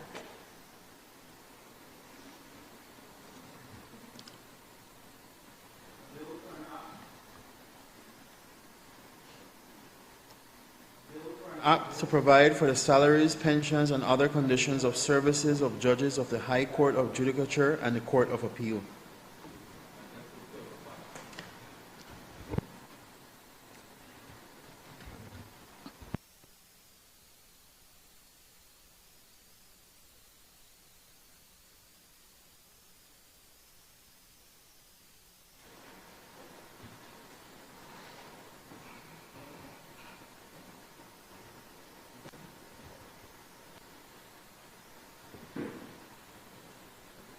I recognize the leader of government business. Mr. President, I rise to move a second reading of a bill for an act to establish a National Occupational Safety and Health Advisory Committee and Occupational Safety and Health Inspectorate to provide for improved standards for occupational safety and health of workers and other persons at work, to provide for duties and obligations of employers, workers, self-employed persons, manufacturers, suppliers, installers, inspectors, and other persons at work, to repeal the Factories Act, Chapter 296 of the Substantive Laws of Belize, Revised Edition 2020, and to provide for matters connected therewith or incidental thereto.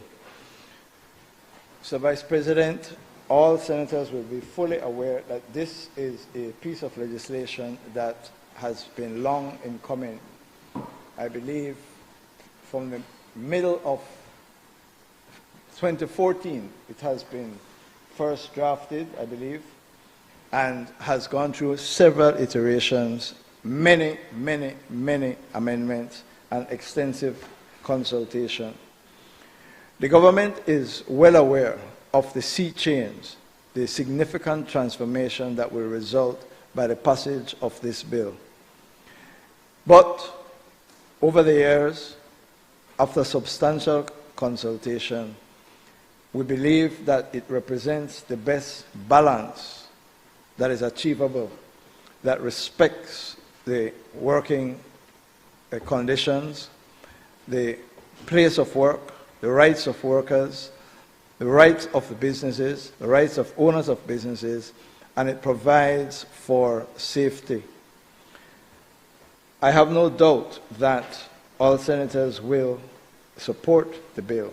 It is our hope and expectation that we can do so, hopefully on this occasion with not many amendments, and that we will be able to move the bill forward and pass it so that it can be brought into force.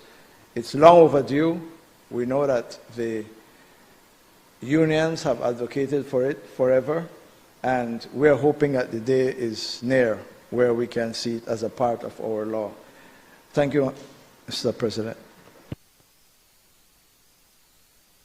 I recognize Senator Farber.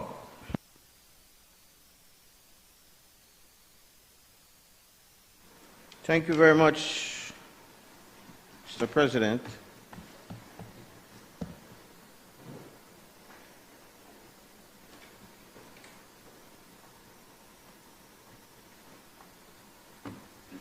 And I join with Senator Courtney immediately to say that indeed this bill has long been overdue.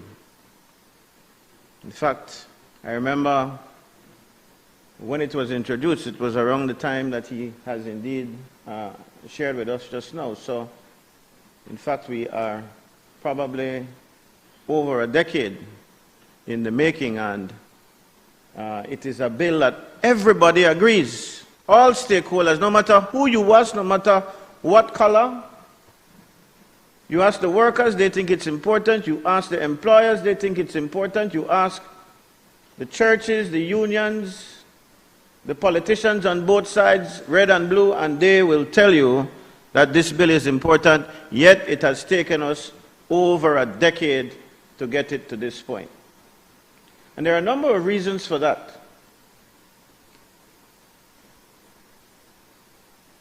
Primary among them, Mr. President, is the fact that the safety of workers is a very expensive venture. It is expensive to provide all the safety, not only equipment, but the environment in general where workers work, to make it accident-proof, to make it safe, requires investment. And so from time to time, over the 12 years or so that we have cited that this bill was first introduced, we have had people saying, hey, hold on, let us get this right. We have had people saying, hold on, we can't handle that just yet. And then on the opposing side, we have situations where workers are being harmed, workers are being maimed, workers are losing their lives, workers are enduring hurt, damage to their physical and mental acuity, simply because we have not gotten this right. And so I absolutely welcome the leader of government business in his plea to us to let us get it right. I don't agree, however, that we can get it right so easily as he described it, because as he knows, and we all know who have been involved with this bill, there are lots of intricacies, lots of details that you must get right. It reminds me very much of when we were trying to amend the Education and Training Act. Everybody has a stake, everybody wants it their way. It is expensive to do, and no matter which side you go, the other side will have a problem. The Education and Training Act, there you go. I don't grudge whoever is in charge of that. Just the consultation. And no, Senator Wade, you know that I am not against the church-state system. You know, somebody said that to me. They said that somebody around to tell somebody that, well, in the Anglican circle, since we have so many activities in the church recently, that Faber was against the church-state system. Wow. Can never say that. Wow. Can never say that. I was an acolyte, yes, but also I come from the church-state system. I was on the education board of the Anglican Church long before I ever came to government to work with the Ministry of Education. It's not to say that a lot is not desired in terms of that relationship, Senator Wade, but I support it. So just clearing that for the record. Mr. Chairman, Mr. President, a big omission, and I'll start with this one, a big omission is protection for our domestic workers.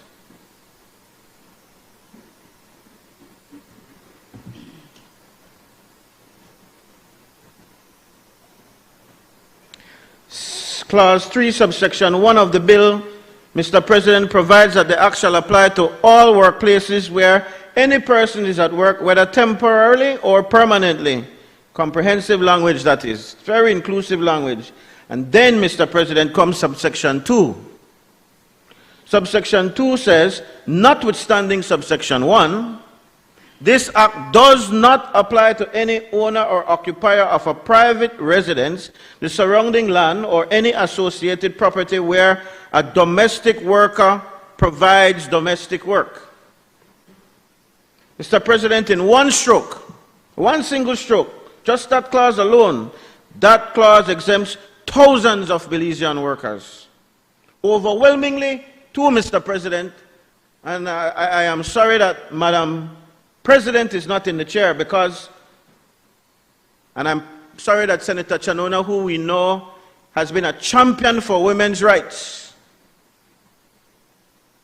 they should know, and all the women in this honorable House of the Senate should speak on this matter, because the exclusion of domestic workers primarily affects our women in this country.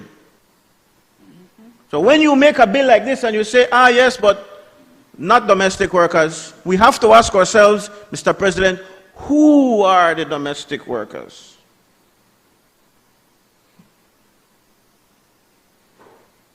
The bill at Clause 2 defines what a domestic worker is. It says it's a person engaged in domestic work under the terms of an employment relationship. An employment relationship, Mr. President, they are not characterized as casual help. They are not characterized as friends of the family. And it is not speaking about an informal arrangement. They are telling you what it is. They are telling you plain what it is. It is an employment relationship. So how can we make such an important bill to protect workers and exclude such a large portion of the working force in our country that, I repeat, is made up primarily of women? The domestic worker, Mr. President, in this bill is not protected from harassment. She is not protected, Mr. Chairman, Mr. President, from exposure to cleaning chemicals. She is entitled to, she's not entitled to, Mr. President, to a written risk assessment under this act. She has no right, Mr. President, as all the other workers get under this act, an opportunity to refuse unsafe work. She has no safety committee in the place that she works. She has no safety representative in the place that she works. No inspector, Mr. President, can enter her workplace, because her workplace, in the eyes of the bill, is simply not considered to be a workplace. What the bill considers it to be, Mr. President, is a private residence. And I know what some might say. They will try to justify this by saying, well, working in a private home, and, you know, privacy of a person's home is very valuable. It's worth protecting. The government will say, if they make this argument, maybe I shouldn't say because you've been very open, but the critics of the bill or of this particular issue will say that the inspection of private residences raise constitutional concerns. But, Mr. President, the International Labour Organization has long since worked through these tensions. There's a way around that. And we must find out what that way is in order to give our domestic workers the protection that they need.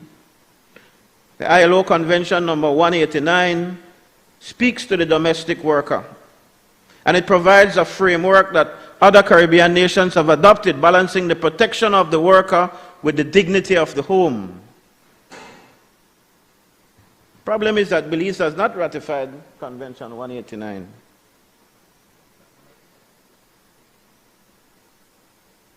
You have to get on that, Senator for Labour. This bill, the most comprehensive piece of legislation in our history as it relates to occupational safety and health,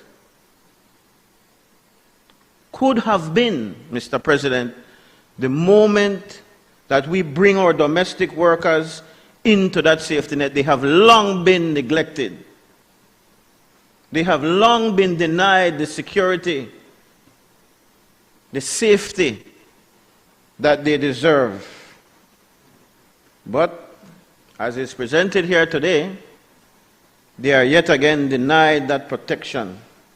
They are yet again forgotten. They are yet again boxed out. And I repeat that any sitting senator, we should all be concerned, but especially our females who are in this house today, should not stand for this bill, because it is an affront to women, especially those who are our domestic workers, who are primarily, as I've said, women. We have to agree that they have some men who are domestic workers too. I know they talk about domestic house husbands, that's a different thing. Although housewives will tell you that they are domestic workers. I marry the judge, but not marry the spouse of a deceased one, because you will lose the income. So that first point, Mr. President, to me is very important, and I hope we can find some common ground on that. And yes, I know that it will be difficult. Understand, I know that it will be difficult. How do you measure safety in the home? How do you say to an employer who this is their residence, and it could be as nasty as they want to be, and it could be as disorganized as they want to be, and that they can have in their home whatever they want to have in there, especially if it is not a problem for children, you don't have children and so on, it's not a hazard for children. How can you say to that person, no, you can't do that, you have to do it differently because you have a domestic worker? It's difficult. I'm not saying it's not difficult, but I think we owe it absolutely to our domestic workers, and in particular, the women who make up the majority of this category of our workforce. Mr. President, the bill establishes at Clause 7 the Occupational Safety and Health Inspectorate within the Labor Department. The inspectorate is to consist of a chief inspector, one or more deputy chief inspectors, and such other personnel as may be considered necessary. That's Clause 7. Mr. President, this is in effect a new department of the Public Health Department, to be built, to be staffed, to be trained, to be equipped with the technical capacity to inspect. And when we say inspect the workplace now, I want Belizeans to fully fathom what that means, or what that could mean. It means that you have to be able to go to ASR, BSI, and go and walk around the factory and determine what is safe and what is not safe. You have to have that technical capacity. You have to have the tools to do the inspection. You have to have the proper training to be able to classify the environment at standards and levels that are acceptable for those particular areas. It is a lot of technical work. It's not to be taken lightly. If it is a citrus processing plant, you have to know the intricacies. You have to know, for instance, if you leave that orange juice too long in that thing, what kind of acid and all kind of thing could be escaping in the air, where the worker could be inhaling that, and that could be a problem. Just a little example. I don't know. I don't know. I am not a trained inspector. But I just demonstrated what could be the difficulty if we have people who don't know what they're doing and not properly trained doing the job of the inspectorate. A construction site, if you're not trained properly, you might not see nakedly what the damages that could potentially might occur. A hospital ward, and I think that is one of the big ones. You have to have training that is particular to that field in order to be able to identify what makes that space unsafe or a hazard. Offshore drilling platform, but luckily, Senator Chelune is here, we don't have that issue, right? No offshore drilling. But if they are drilling for oil, and we've seen that on our mainland, if you're working in a quarry, if you're working in a print shop, if you're working with gases, fixing refrigerators, and I think that is one of the things that sparked this bill. If I remember properly, we had to pass some legislation that deals with refrigerant gases way back. These things matter. You have to have the knowledge. The Cabinet's own white paper tells us about the resources that will build this inspectorate. It tells us at paragraph 6.2 that initial costs will be absorbed through the 2025 to 2027 budget allocation for the Ministry of Rural Transformation, Community Development, Labor and Local Government, and that further support will be sought through ILO international partnerships, particularly with the ILO and regional development agencies. Absorbed, Mr. President. That's what they said. It will be absorbed out of the budget. So the regular budget of this Ministry of Transformation, Rural Transformation and Community Development. In other words, they have no plan between 2025 and 2027 to properly equip an inspectorate with a chief inspector, deputy chief inspectors, inspectors who need, as I've said, specialized training. There is no plan other than what is in the regular budget, and I am willing to bet without taking a look that the budget of this ministry is already very minuscule, because there are no education, there are no finance, there are no health. Those are the ministries that take up the bulk of our budget. This is a minuscule ministry. And so if you're relying on that in order to provide the resources that are necessary for the inspectorate, we are wasting time.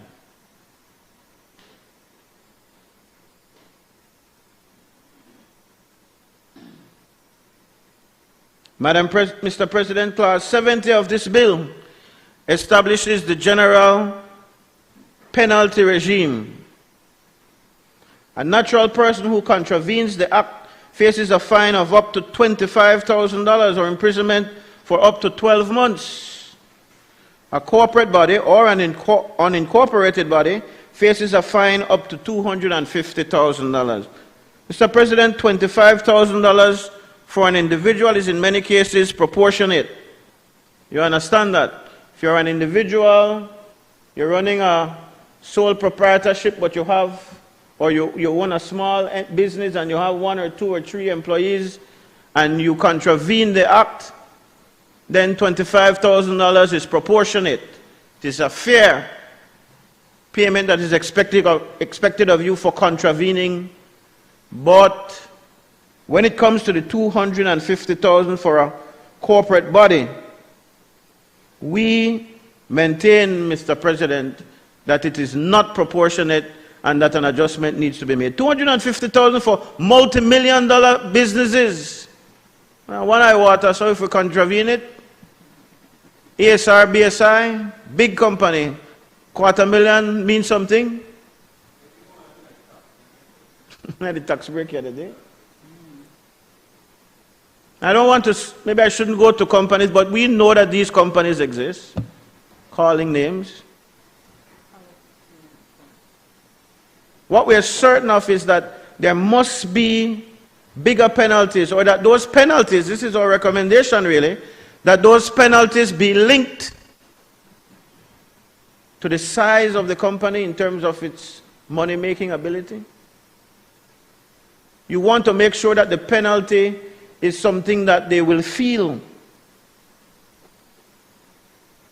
I draw this Honorable Senate's attention to the United Kingdom's Health and Safety and Work Act regime, and recently also the Australian Work Health and Safety legislation. They've moved away, Mr. President, from fixed maximum penalties to penalties calibrated against the turnover of the offending entity. That is what should happen. Can't be a fixed thing. You have to be dependent on how you hurt you. A penalty is supposed to hurt. If you just be a fly bite and you brush it off, then it is not a penalty effective.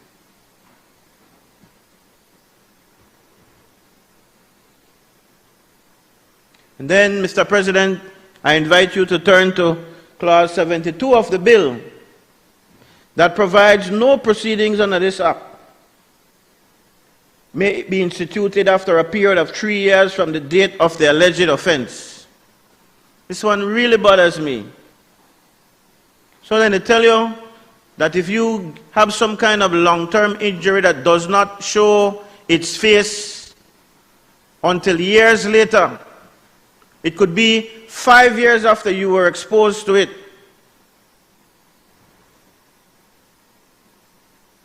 I know, for instance, in education, many of our classrooms, many of our school buildings across this country, and I would be willing to bet there are still a few that has asbestos on the roof, a substance that we know causes cancer. We tried under my tenure as Minister of Education to remove those structures as much as possible. It's not a safe environment for our teachers or for our children, for that matter. But it may take a while before you start seeing the symptoms of whatever ailment comes. But according to this bill, if you don't make that complaint within 3 years, up to 3 years after, then you can't make that claim again. If you realize that something is affecting you, and you find out 10 years down the road what caused it, maybe also because the science does not help you to understand what causes things, and we know this develops every day, every day, every day. Science develops every day, so we're able then to figure things out. Well, if it takes too long for you to figure out what is causing your sickness, some time ago we had to close down government offices because people were sick from mold. I think the magistrate's court was one of them. They had to close down the building because people were getting sick. One died. So it was not the employer, it was not the government that closed down the building, but people decided, I ain't going to work. A police died. And that is in many environments right now. I watch with amazement how people who collect garbage don't use any gloves, don't use a mask, they inhale all that garbage, all those foul smells, they interact with all sorts of chemicals and dirt. And they may well not be sick right now, but they may be sick down the road. They may discover that they have some sort of illness after 5 years. And under this legislation that we're about to pass today, Mr. President, they said, no, you can't expect the employer to take any responsibility for that.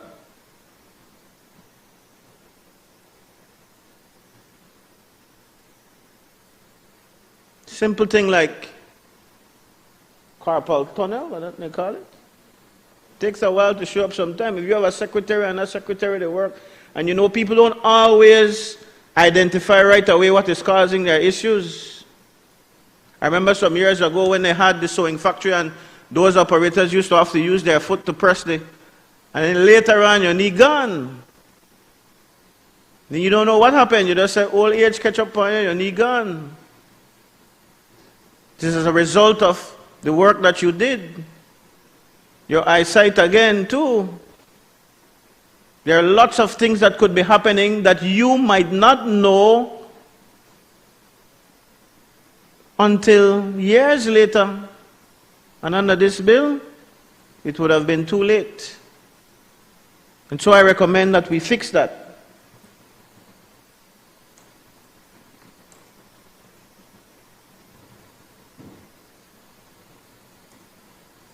We actually recommend that it should be fixed to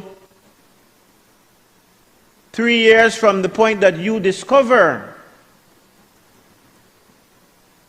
that there is a connection between your ailment and your workplace, your work environment.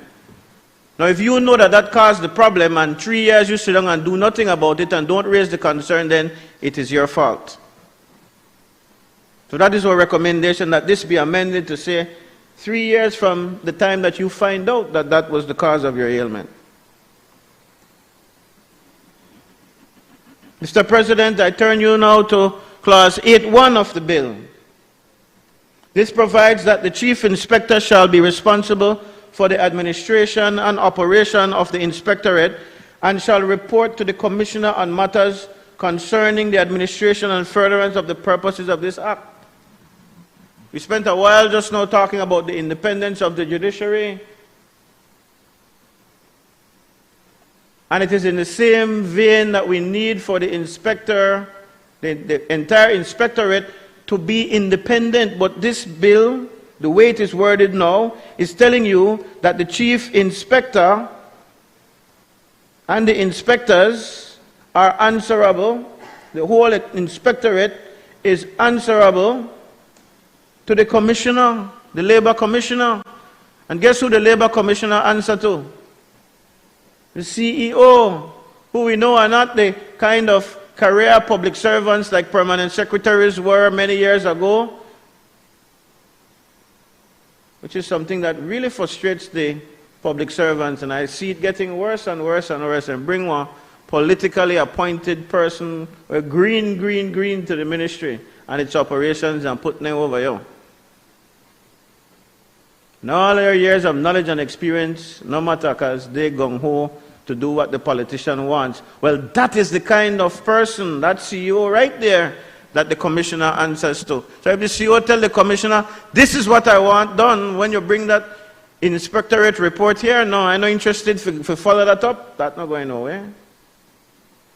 Or you understand that ultimately the minister, the political directorate, can then affect the work of the inspectorate because they work in line, in the line of authority, in the reach of the minister. It's not far removed, and you know that our ministries don't have tens of thousands of people working. So it's not far-fetched to understand that there is a very close connection between the commissioner, the labor commissioner, and the minister responsible for that ministry.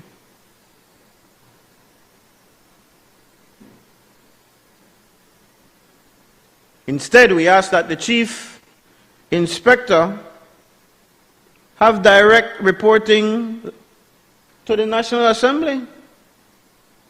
Table the annual report here. Table it in the House, table it in the Senate, even if it is only for negative resolution. So that you are obliged to do it.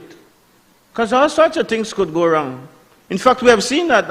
I think you lament on it quite often, Senator Herrera, about reports that should be brought, especially as it refers to our accounts at the budget time. I hear you say it all the time. There are laws that require certain reports to come, to go to the Prime Minister, or to go to the ministers, respectively, whichever area it is, and then that is supposed to come to the House and order to lie on the table, and takes years. There's no penalty for that, at least none that we've seen put into effect.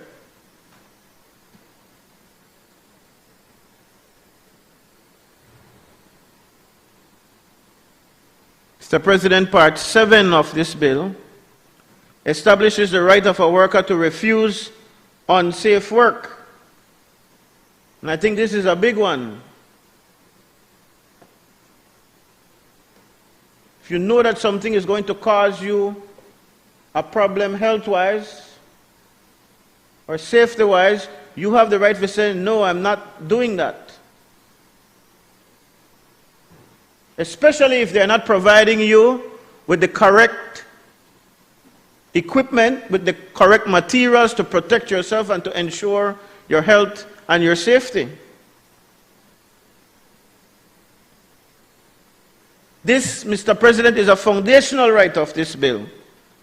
A worker who reasonably believes that equipment, machinery, the physical condition of the workplace, or the contravention of this act presents an imminent and serious danger may, under Clause 36, refuse to work.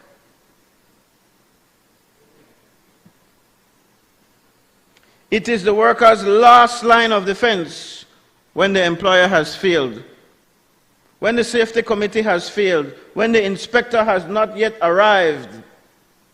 That's another thing. I spoke earlier about the budget, where the inspectorate will get the money and that we've been told it will just be absorbed. Well, imagine when this law passes. How is it that we are going to effect all of those inspections so quickly? So some businesses will suffer while they're waiting for the inspection. And I've seen it, everything that has this kind of inspectorate, it happens, you know. Same thing with schools. You would hope that we once had an inspectorate, we don't anymore. I don't think it happens anymore.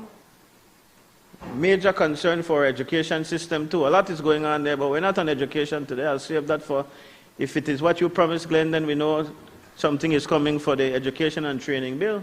But somebody will have to be struggling and waiting for the inspectorate to reach. That is in the interim, especially if they're not very efficient. And they can't be efficient if they don't have all the tools to get it done, and the equipment to get it done, and the knowledge to get it done. Or they have to be in training and waiting to get it done. And as has been said, this bill is now lingering out here for over 12 years. So by golly, we must have gotten it right by now. We must have gotten the training. I would want whoever is responsible from the government side to get up and say, don't worry, senators, don't worry. That inspectorate is in full effect. But I digress.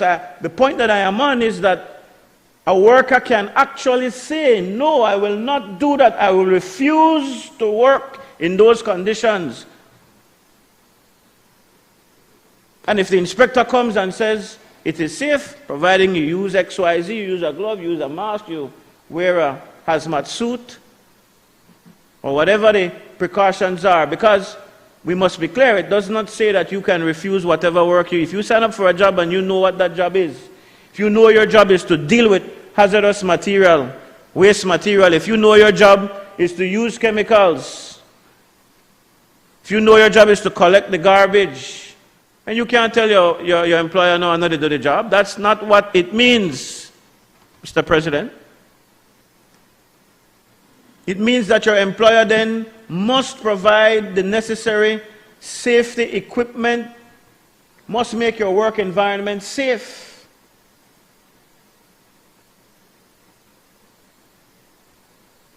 And by the way, I reiterate the point that for the domestic worker, this no exists. You can't tell your employer, I know to do that. And you can't tell your employer, I know to do that if you don't give me this and that to work with. Doesn't exist for the domestic worker. So we ask the government, Mr. President, to consider narrowing the exclusions in Clause 37 so that the right to refuse is preserved for essential services.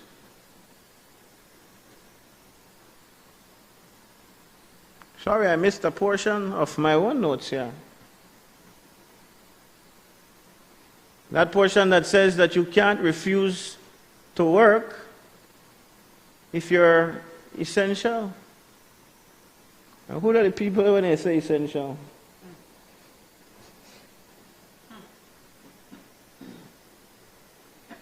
Chapter 30, Clause 37, list of exemptions.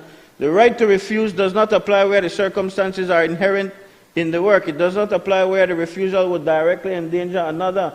It does not apply to workers performing essential services. It does not apply to members of the security forces. It does not apply to prison officers and fire officers. It does not apply to workers of the hospital, the sanatorium, the nursing home, home for the aged, psychiatric institutions, mental health institution, ambulance service, first aid clinic, food service, power plant, technical service or facility, or telecommunication service or facility. And I haven't seen any details beyond this, but this can be a dangerous one as well. Because if you're working in a hospital, if you're a doctor or you're a nurse, or even if you are some of the other jobs that the hospital has, they might tell you, you cannot refuse to work. But if the conditions are unsafe, if you know that when you do what they're asking you to do without the proper precautions, you can get hurt or you can even get killed, then that is an area that we have to look at. We have to narrow that down and make that more specific, and that is why I'm calling on the narrowing of Clause 37.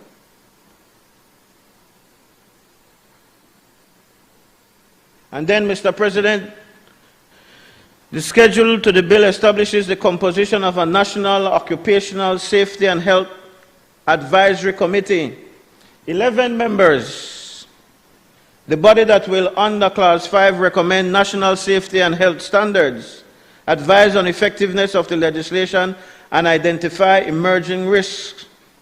Of those 11 members, Mr. President, one is a representative of a registered trade union. One, Senator Denison.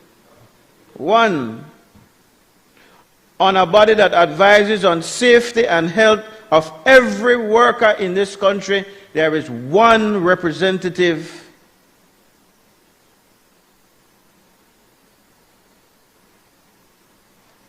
Of the laborers.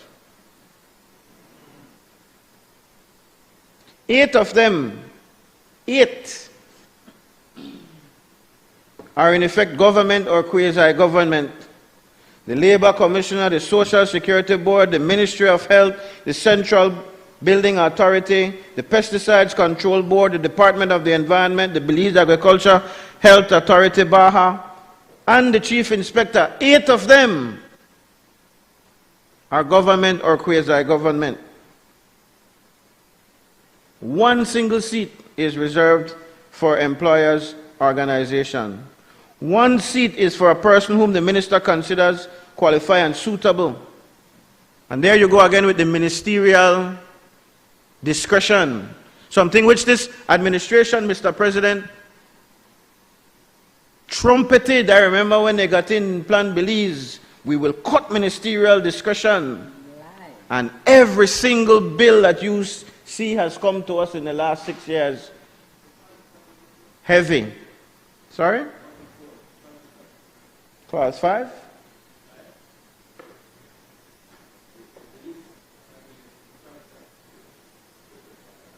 It's in the schedule, they say.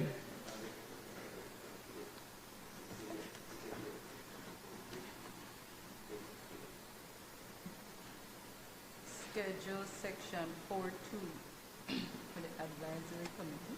Mm-hmm. Section 4.2.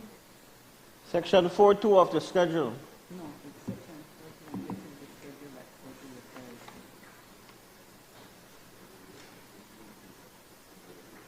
So the makeup of this, again, is primarily government. I think it was in one of our debates yesterday where we begged for quorum to be formed by adding somebody who was outside of the government queue. Well, this is the same thing. Because a quorum can be formed here, you know.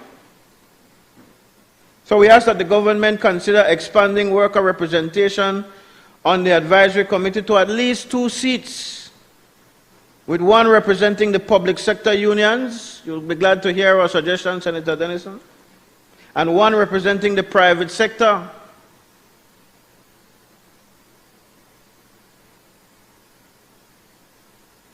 This is 2 segments of the Belizean workforce.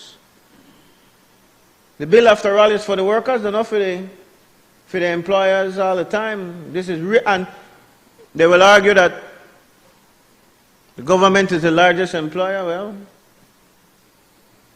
we still have to safeguard our workers even against the government, or some will argue especially against the government not doing what it ought to be doing.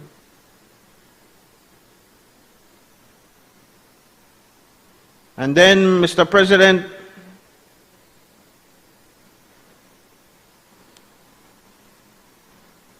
there are other issues, and allow me to commend the government on one of the most progressive elements of the bill. It does not receive the attention it deserves, but I think it's very important. The bill, in its definition, Mr. President, of hazardous substance at Clause 2, captures repetitive motion risks. It captures excessive noise or vibration. It captures thermal extremes.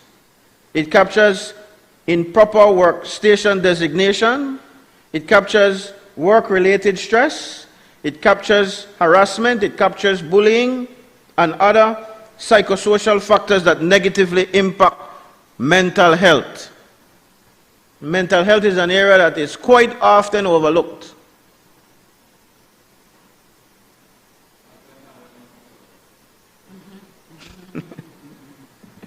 Mr. President, this is a definition of considerable forward-looking sophistication. It places Belize in the language of its statute ahead of jurisdictions far larger and far better resourced. Workplace bullying, harassment, work-related stress, the recognition of the harm done to the worker is not always a physical one. That the soul of the worker is also in contemplation of the modern law is a thing that the state protects.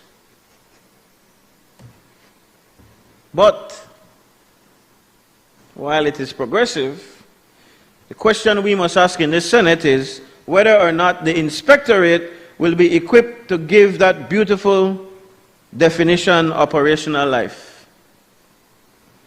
How does an OSH inspector assess workplace bullying? How does a OSH inspector get training contemplating for the recognition of psychosocial hazards?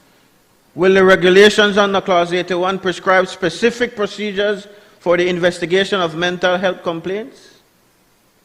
Will workers know that their complaint of harassment is in law an OSH complaint? So we strongly support this definition, but we also encourage the government, Mr. Speaker, to include, as it has, we encourage the government, and we are happy to see the inclusion of psychosocial hazard in this bill, but we urge the government to ensure that the inclusion is matched by training, by public guidance, by a code of practice under the provisions of Clause 84, which talks about the inspectorate and what they will inspect, so that the worker who is bullied, the worker who is harassed, the worker who is driven to crisis by his workplace knows that this act stands behind him. And so in the last minute that I have, Mr. President, allow me to reiterate what is our ask. We ask that Clause 3.2 be reconsidered and that domestic workers be brought within the substantive protections of this Act, even where the inspectorate model cannot be fully extended into the private residences. We ask, Mr. President, that the government table before commencement a costed implementation plan for the OSH inspectorate. Don't leave it only up to the budget for 2025 to 27 from the ministry related to this bill. That costing, Mr. President, should include specific staffing members, training arrangements, timeline by which the Belizean workplace will, in practice, come under the regulatory inspection. We ask, Mr. President, that the government considers amending the regulation under Clause 81 and a turnover-linked penalty regime for the most serious.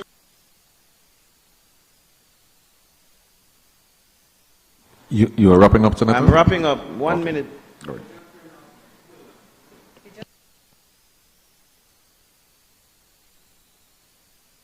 Did it work?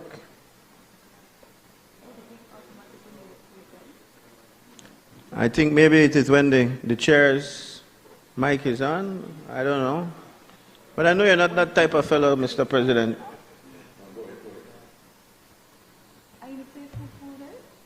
The clause 72 be amended is another of our asks, so that in case of occupational diseases or other contraventions whose consequences manifest way after the 3 years specified in the bill, we recommend that the limitations period run from the date of discovery rather than the date of commission. We recommend, Mr. President, that the Chief Inspector be required to lay an annual report directly before the National Assembly. We require or recommend, Mr. President, that the exclusion from the right to refuse unsafe work in Clause 37 be narrowed so that essential service workers retain the right to refuse in circumstances of imminent danger arising from the employer's own failure to provide the protections this Act requires. We recommend as well, Mr. President, that the worker representation on the advisory committee under the schedule be expanded to provide for at least 2 seats, one for the public sector workers and one for the private sector workers. We recommend, Mr. President, that the regulations and code of practice contemplated under Clause 81 and 84 include specific procedures for the investigation of psychosocial hazards, bullying, harassment, work-related stress, so that the progressive definition that we applauded in Clause 2 be matched by operational reality.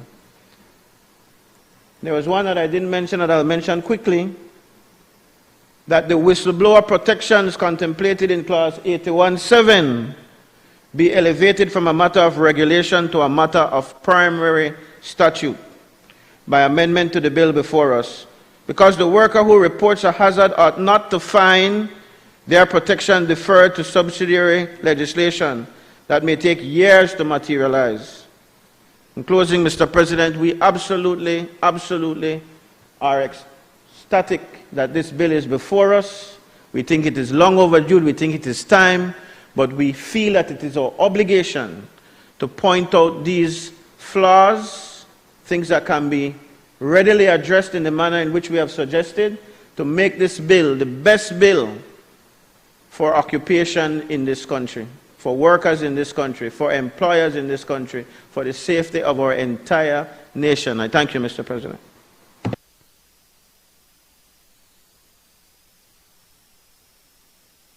I recognize Senator Arana. Good afternoon, Mr. President. Good afternoon, colleagues. Good afternoon, Belize. I rise to offer my contributions to the Occupational Safety and Health Bill 2025. The purpose of this bill is to repeal the Factories Act, which is outdated, and to replace it with one that is more comprehensive and reflective of our current social and economic times.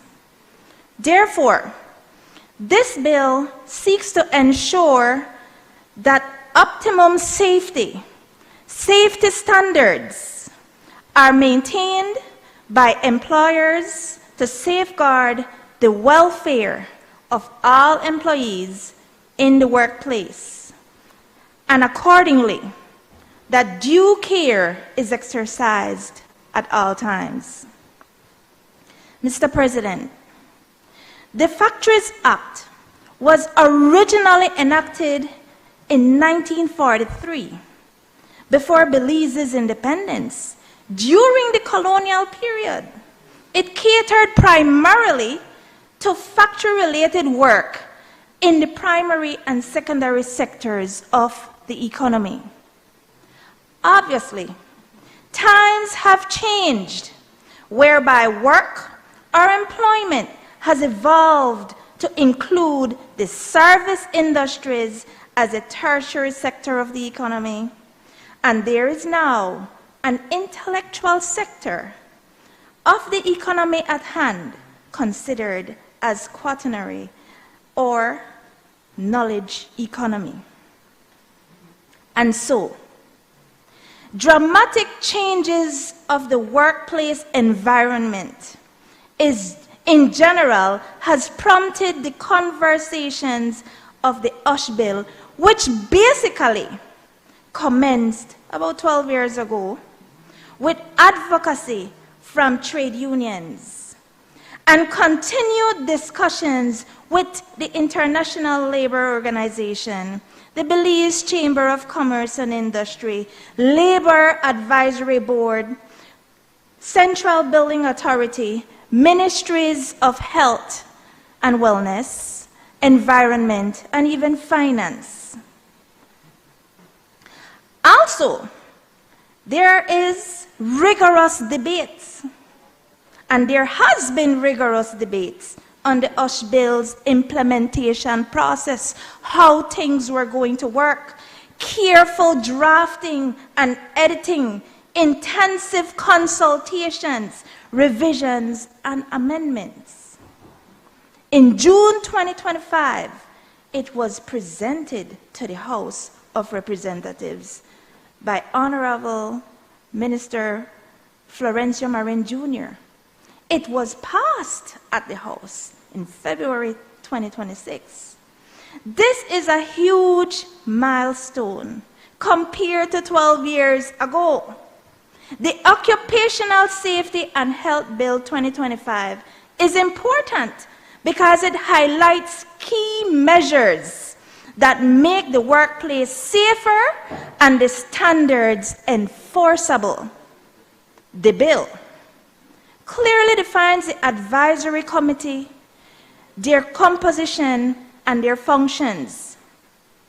The bill outlines the establishment of the inspectorate, their duties, functions, and powers. The bill ensures that employers must provide a safe and healthy work environment for employees, along with supportive protective equipment, while also train workers on the safety measures and procedures. The bill also emphasizes areas of risk assessment as well as related to dangers and preventative measures to reduce accidents or incidents. It sets fines and penalties where there are unsafe practices in the workplace. And the bill promotes a safer work culture in workplaces overall. As it relates to every Belizean worker, this bill means a significant improvement in protection in all sectors of the economy, whether it be in construction, agriculture, tourism, hospitality, office and administration, educational sector, healthcare services, manufacturing and factories, transportation, retail, and even public service jobs. It ensures that all employees are legally required to provide safe and healthy work conditions. All employers, are legally required to provide safe and healthy working conditions, which includes proper training, handling of equipment, and measures to reduce workplace hazards. For every Belizean worker also has the right to refuse dangerous work without fear of punishment, hence the reason for the inspection. Health and safety representative from the workplace and health and safety committee also at the workplace. In addition, this bill helps to strengthen government enforcement through inspections and penalties for non-compliance. Overall, the OSH bill is ensuring that every Belizean worker will be better protected and can return home safely after a long day's work every single day. To the employer, the OSH bill 2025 helps to establish and create reduced number of workplace incidents or accidents, increased productivity, in healthier and safer working place, mentally, physically, socially, which means increased employee morale and lower absenteeism, improved retention for employees, and positive reviews. Reputation of your business, entity, organization will go a very long way. People will talk good about you.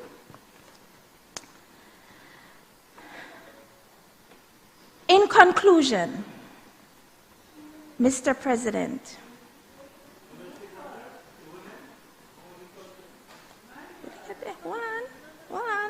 in conclusion, Mr. President. Senators, 1 minute.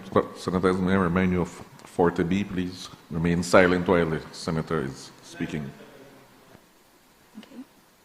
In conclusion, Mr. President, I fully support the OSH bill because it safeguards the safety and welfare of workers by providing employers with guidelines as well as enforcement mechanisms to ensure that due considerations are given to protect workers during these more diverse economic times that are notably changing rapidly. Furthermore, it holds employers accountable for maintaining safety standards. After all employees have the right to a safe and healthy workplace environment. Mr. President, I support this bill. Thank you. Recognize the Leader of Government Business. Mr. President, can we suspend for 10 minutes to do some consultation on this bill?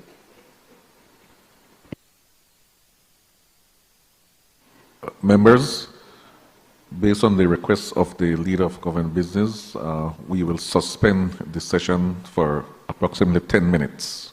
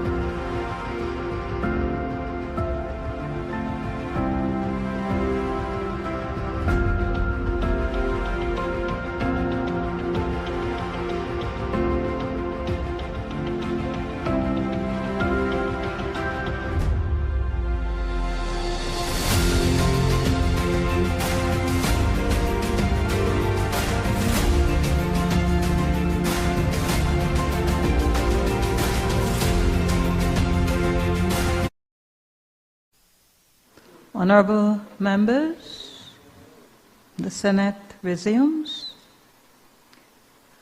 The Occupational Safety and Health Bill 2025 will remain in this legislative stage at the second reading. The bill will be further considered in the Committee of the Whole at a future date to which you will be informed. We will now proceed to the final two bills together.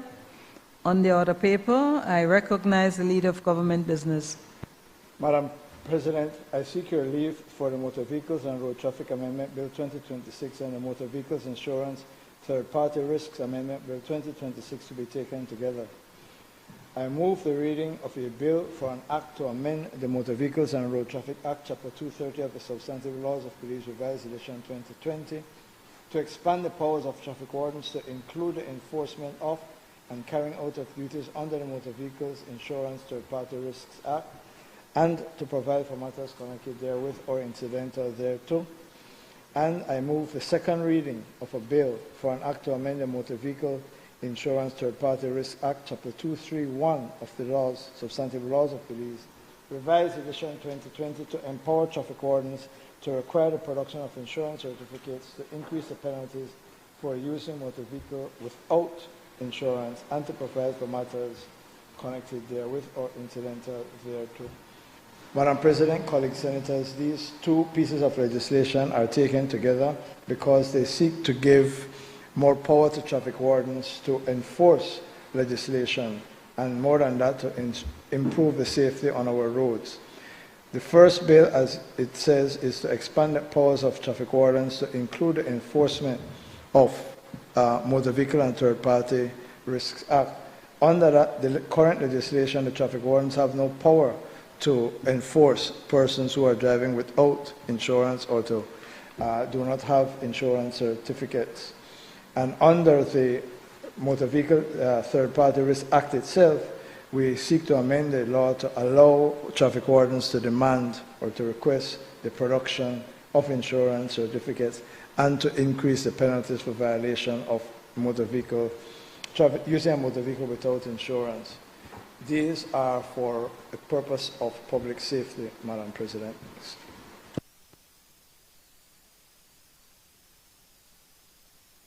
I recognize Senator Patrick Farber. In order to be brief, Madam President, I'll ask you to help me read my remarks so that I can go as swiftly as possible.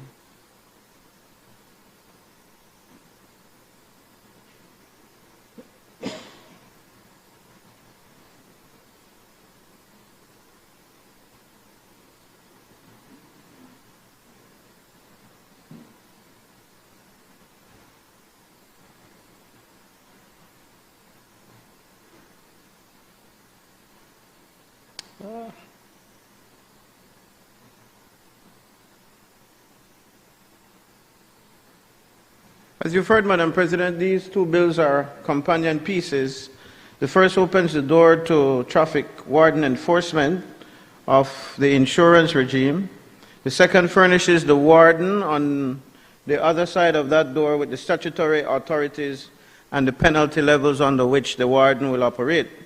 Neither bill alone tells the whole story, though, Madam President, and so they must be taken together. There is, Madam President, a third piece, though, the Motor Vehicles and Traffic Violation Tickets Regulations, which the Cabinet Memorandum tells us will follow this legislation, and which will create new ticket offenses with penalties of up to $1,000 per offense. That third piece, however, will not come before this honorable chamber, and we lament this again. Right? It will arrive by ministerial order, the stroke of a pen, subject to negative resolution. On the principle of the package, Madam President, the opposition takes no objection. The continued operation of uninsured vehicles on Belizean roads is a real public safety problem. Every road traffic accident victim who has no insurer to turn to is a real injustice.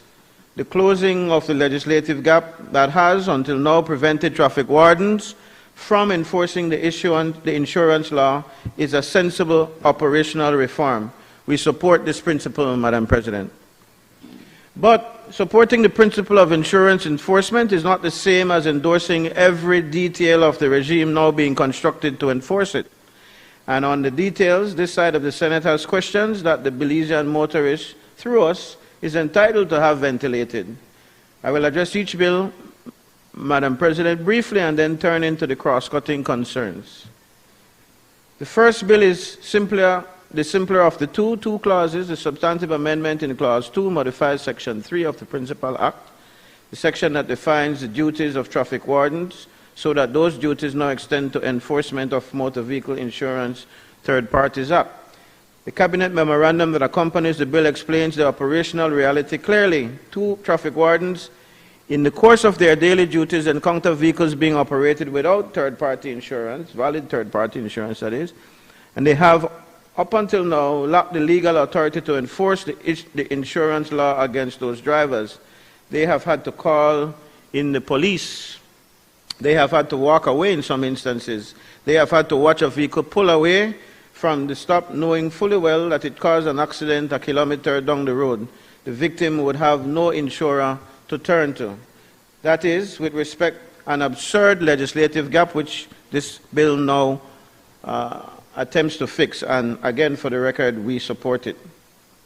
But, Madam President, one technical question on the drafting deserves attention. Clause 2B of the bill replaces in Section 3.5e of the Principal Act the words "any regulations made hereunder" with the words "under any other act." Any other act is a phrase of considerable breadth. The Cabinet memorandum makes plain that the policy intent is to extend traffic warden enforcement to Motor Vehicle Insurance Act. That is a defined and bounded purpose. But the language proposed in Clause 2B is not bounded. It opens enforcement powers to any other act of Belize that confers duties of any kind capable of being assigned to a traffic warden.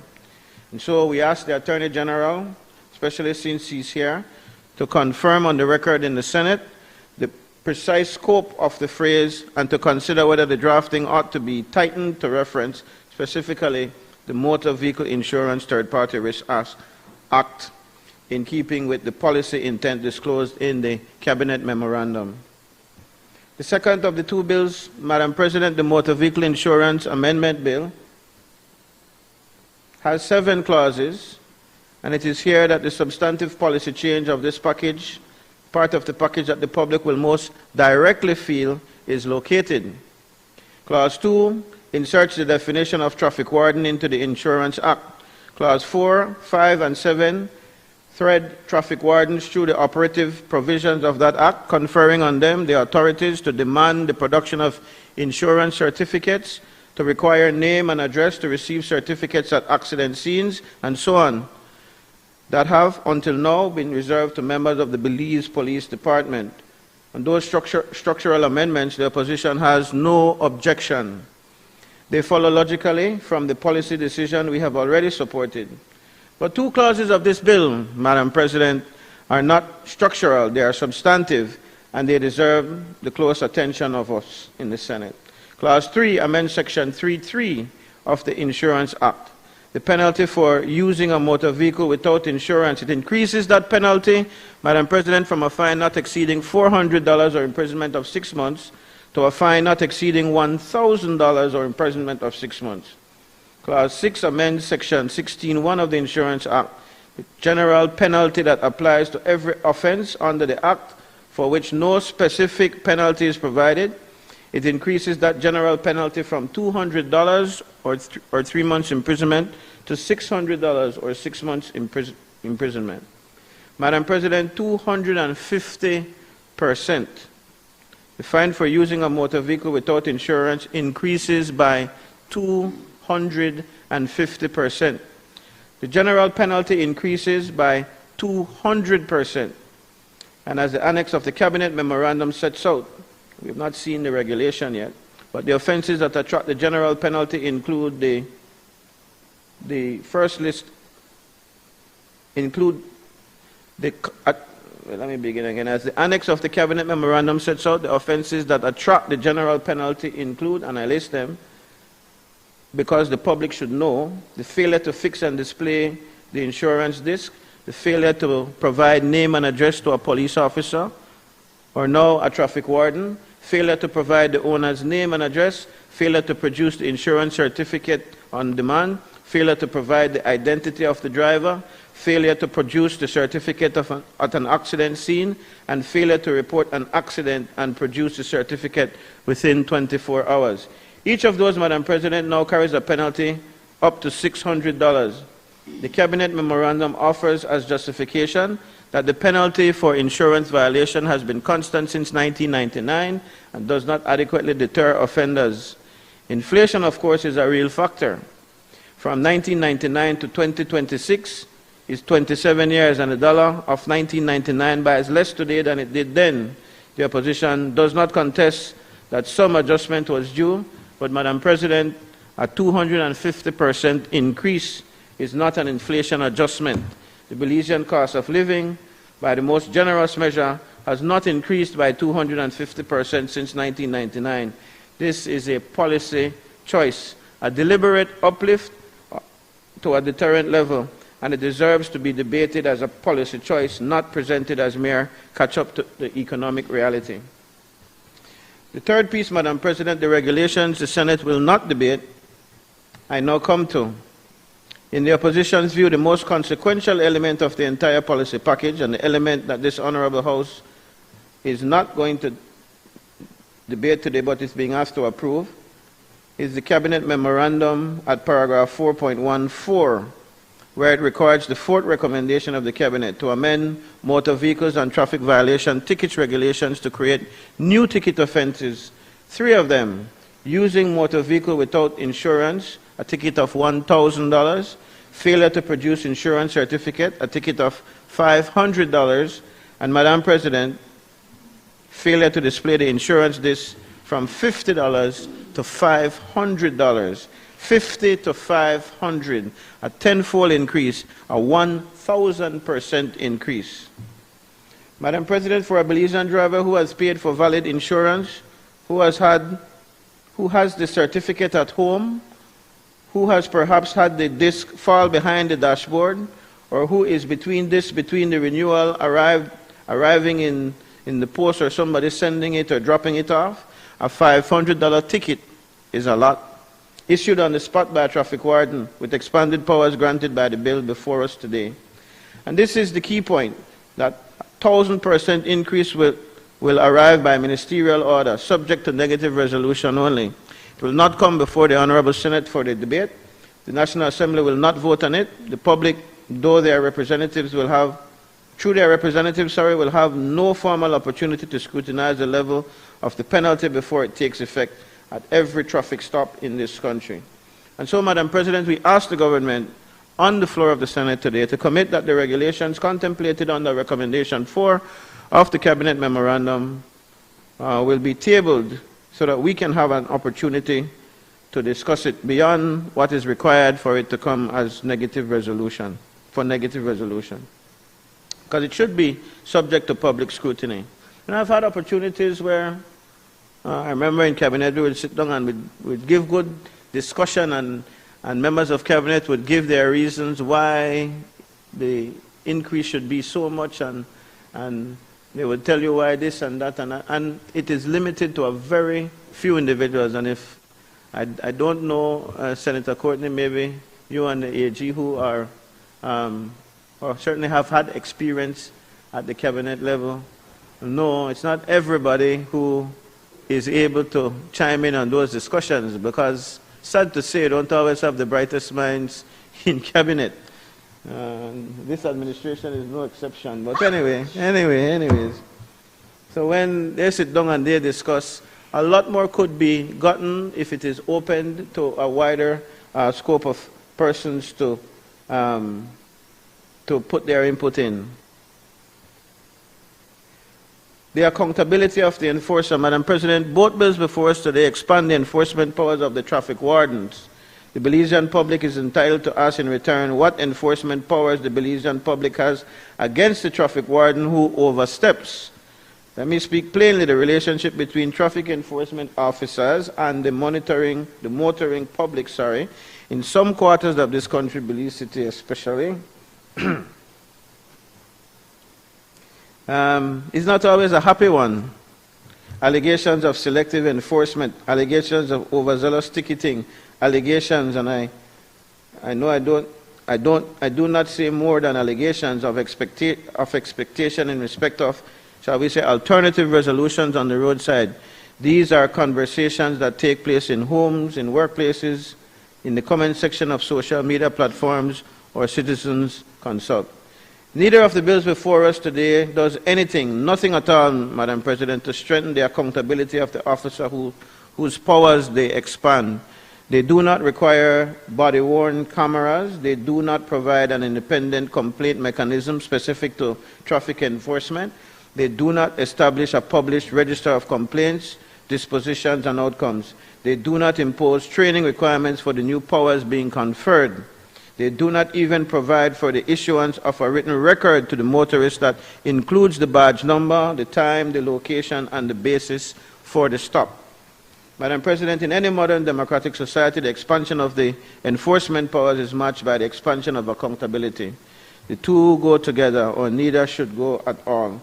We ask the government then, Madam President, to commit to a parallel program of accountability measures for traffic enforcement officers.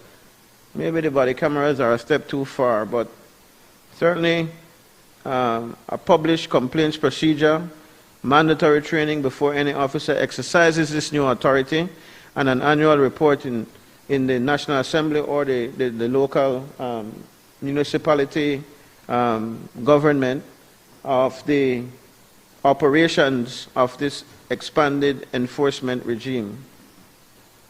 Madam President, allow me also to address the matter of the Cabinet Memorandum and the fact that it does not address at all how this will all be paid for.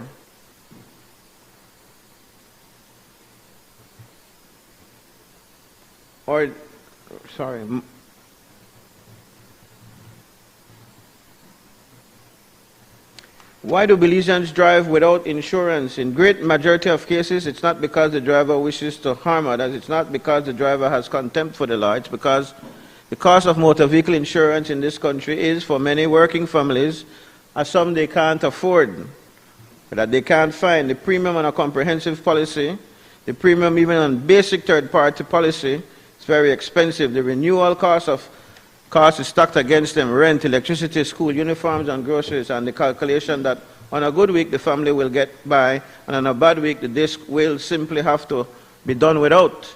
Government strategy, as disclosed by these two bills and by regulations to follow, is to address the problem entirely through a punitive end of the equation: higher fines, wider enforcement, tickets at the intersections that the cane cutter, the construction worker, the seamstress, the small farmer cannot afford.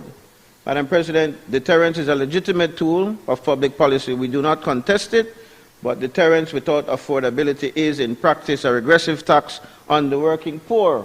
And my colleague, Senator Pitts, reminds me every chance she gets that our Deputy Prime Minister lamented in the budget debate that there are no new taxes. Well, here is a slew of them, but only for those who are offenders. But as we point out, some people can't afford it. We ask the government then, what is the parallel strategy on insurance affordability? Has the Ministry of Finance, in consultation with the insurance industry, considered whether basic third-party insurance products can be made more accessible to lower-income drivers? Has the Office of the Supervisor of Insurance been engaged on whether premium structures appropriate to the working Belizean motorist can be introduced? This is a really big one, you know. I personally have a lot of issues with these insurance companies who take a lot of money, especially when it is required by the law. You have to insure your vehicle. You know. Likewise, if you have a mortgage, you have to insure your house. And they collect. I don't hear of any big insurance companies, or small ones for that matter, giving back tremendously to the society and the community. I don't hear about them things, but everybody have to pay. You know, and they're laughing all the way to the bank. Literally. That's the other point. Very good point. And then when something does happen, it's a struggle to get them to pay. So we asked the government to look into that particular issue as well.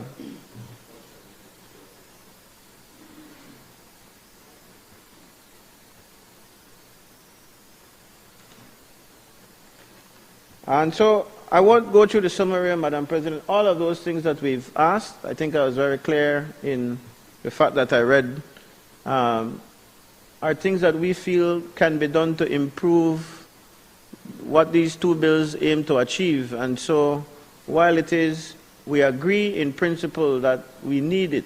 We need insurance to work. We endorse, in fact, the new powers being given to the traffic wardens. That's very important. But we ask that we do the requisite training with them. We ask that we know how these officers can be. And I think all of our municipalities now, pretty much all of them have these traffic wardens or traffic officers.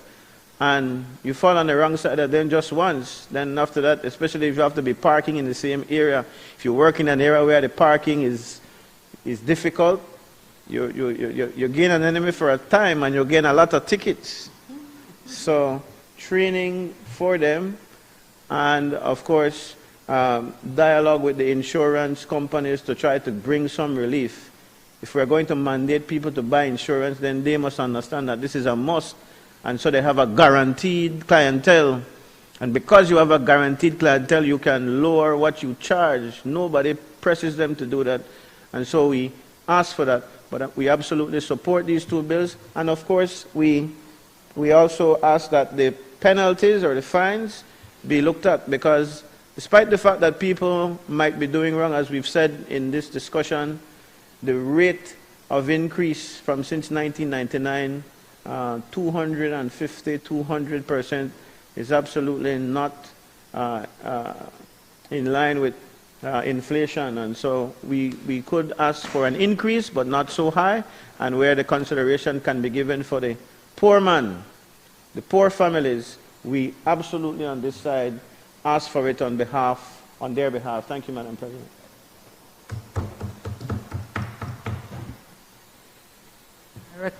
I recognize Senator Kevin Herrera. Thank you, Madam President. Madam President, just briefly, I certainly support the two bills. I think that it's sensible, as Senator Faber mentioned, that the traffic wardens would be able to carry this additional function and address the issue of drivers going around without insurance. But while we're on the issue of insurance, Madam President, I think that there are many incidences on a constant basis where accidents happen, people don't have insurance, and then the person who was hit is at a disadvantage without having to go to the courts and without going through that whole process. And perhaps, we could have maybe taken the opportunity to try to address that type of injustice that happens on a constant basis. Another one, and someone called me about this because they're going through it right now, is they were in an accident. They were at fault. They have insurance. They went to court, lost the case, but then the insurance refuses to pay the person, and this person is, constantly asking them about it. Again, there's no mechanism, there's no timeline, there's no schedule to force this type of thing to happen. And so I'm saying that, perhaps we could find mechanisms to speed up this type of thing, so that one, if you're disadvantaged and something happens, that you don't become further victimized by having to wait a whole long period of time before you can fix your vehicle, before you can get some type of compensation for what happened. Again, Madam President, I think that you know, these two legislations support completely. I think that it makes a whole lot of sense in terms of doing what they did in them. Thanks. Recognize Senator Glenfield Dennison. Obliged, Madam President.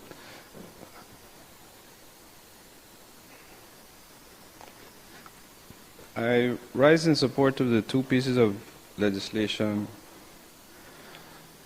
Madam President, but I wish to not focus on the legislative aspect of it, but on the practical implications of it.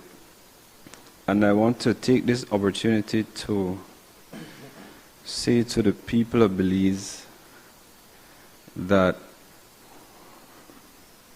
the onus is on you to hold public officials accountable, especially at traffic checkpoints, and that there is no better method of keeping the officers accountable than simply having your cell phone on the dashboard. And I said this is the blink for 3%, Madam President. I don't know. And so I want to suggest to the... Just a moment, Madam President.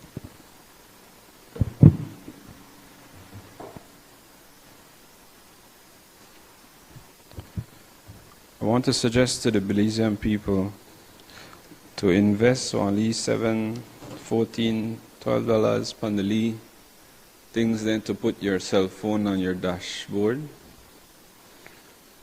and put your cell phone in there and press record whenever you're approaching or having any interactions at a checkpoint with traffic wardens or police officers and so.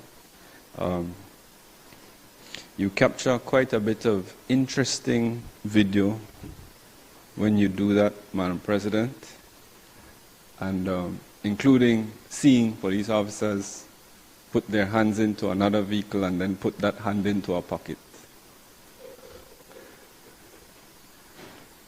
I have it on video, Madam President. So there is a particular difference when a law enforcement officer understands that they're being video recorded, especially because we're giving now a new power of enforcement to a new cadre of officers who I know get quite a bit of training, but you could always have more, because from personal experience, Madam President, what I find with people who are enforcing the Motor Vehicle and Road Traffic Act and the regulations they're under is that they don't understand necessarily the constitutional context within which they're enforcing the pieces of legislation. And so that's important, because we have been, and I thank again for the white paper, cabinet documents, because we will be passing some regulations that will allow for these officers to require the presentation of the certificates.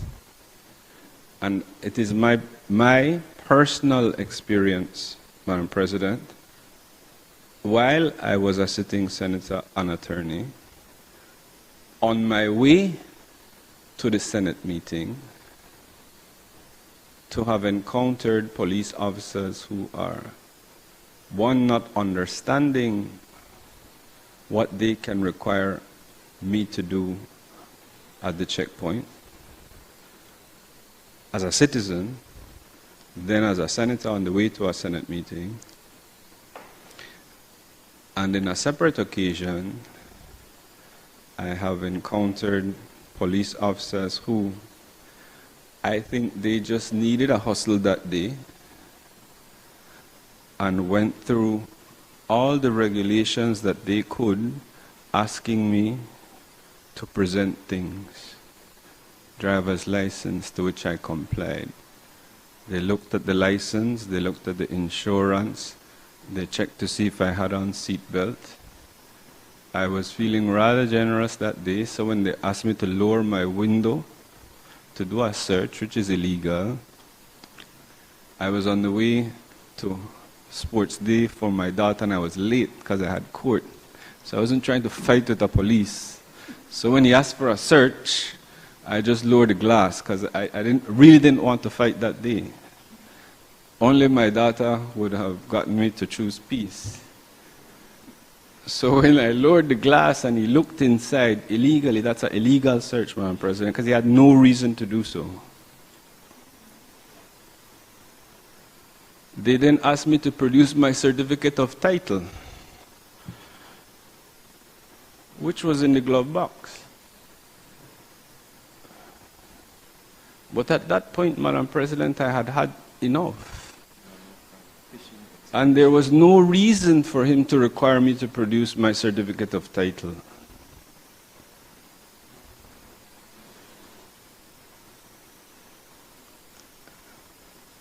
And so I put my car in park in the middle of New Road and tell him to write the ticket. They didn't even know which section of the law to write the ticket for. These are the realities, man. And I know the law. That's the difficulty, right? That's the problem, is that I understand the law. And they're doing it to me. Why is that important, Madam President? Because they might not understand the constitutional context, but what they understand is the fee, the fine. Because the fine is directly proportionate to the, how did Senator Faber refer to it? The roadside alternative resolution mechanism. They want to tell you how much you should pay, and a portion of that you need to drop your hand with. So these are some of the realities on the road, Madam President. And Senator Glenfield, Dennison, I would highly recommend you refrain from making those statements about public officers in this honorable House. I don't see anything wrong with using examples of personal experiences, but I do not believe it is fair to make those kinds of statements about public officers. So kindly refrain from doing so. I have their names, Madam President, and I have the video. Matter could be addressed in another space, but not in this Senate. We are here dealing with a particular bill, and while I do take that the realities are important, and I think you're making examples to how we apply the law is excellent, I ask that we refrain from making those statements about public officers. President, I'm going to respectfully request your intervention in assisting me under which standing order that provision is being made. Senator Dennison, the standing orders do speak to what content of speeches should be, but nonetheless it does have a provision where it gives the President general authority to regulate the conduct of business in all matters not provided for in the standing orders. So while there is a section of the standing orders that deal with content of speech and not casting improper motive against members of this House or even the other House, and while it does not speak to the public in general, there is a section that provides for the President where matters are not contained in the standing orders for me to make a ruling on that. I simply ask because we do, while at the same time in this House, we do not wish for any member of this House, as you earlier pointed out, to cast aspersions on each other we would want to do the same for members of the public service. If there are issues that has to be addressed regarding the manner of how public officers operate, then those matters can be handled within the public service. But I think in this House, we would not want to do that to public officers. Madam President, the particular standing order that you're referring to number is?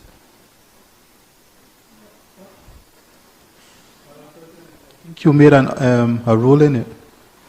I have, but I do take the point that the standing orders, as I have said, and I can find it, I will have you continue, but there is a standing order that speaks to, and you have called upon it several times, to not cause improper motive. No, as I have said, I have that one Senator, underlined. as I have said and I have ruled, there is a standing order that deals with not casting aspersions and improper motives on members of the parliament, either in this House or the other House. There is a standing order. Right, There is no 36(5). specific, exactly.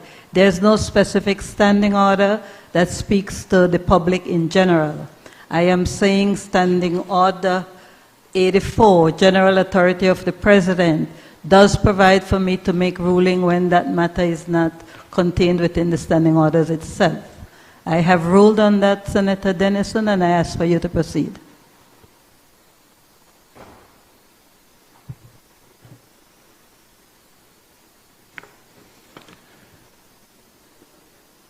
Standing Order 84. Obliged, Madam President.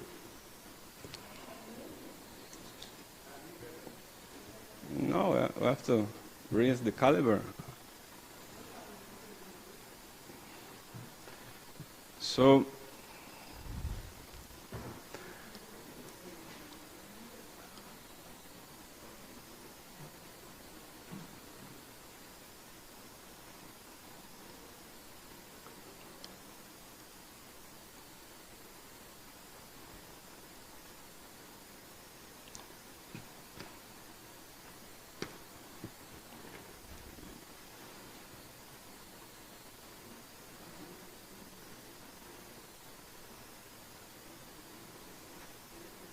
I still have the floor, right?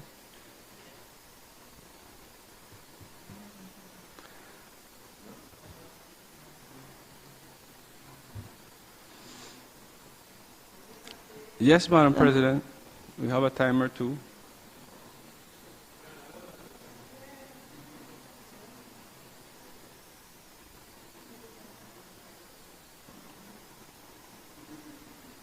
No, because they use that same provision to tell me about my book later on. Right? So, we can get to that. Back to the bills.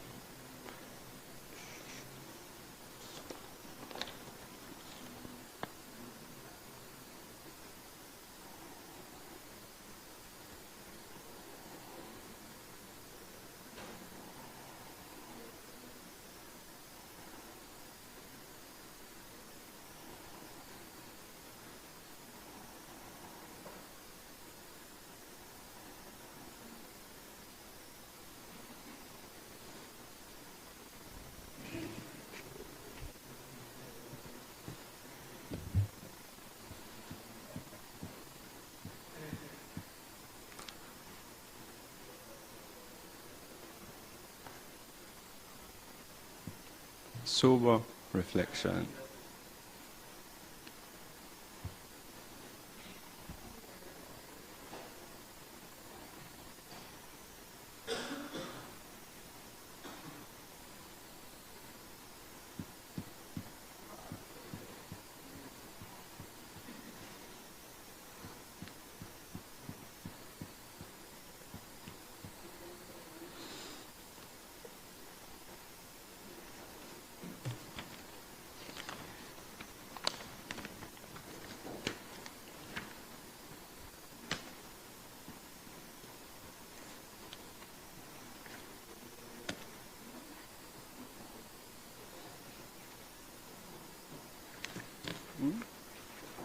silence may be misinterpreted, but it will be never misquoted.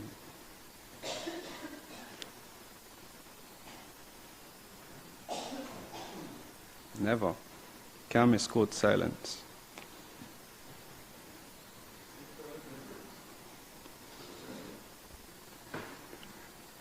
I don't know why I just do this for spite.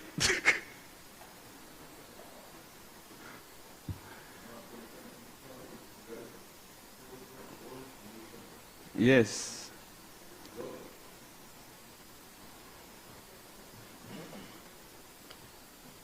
Somebody send me the Facebook comments, make us see what they say.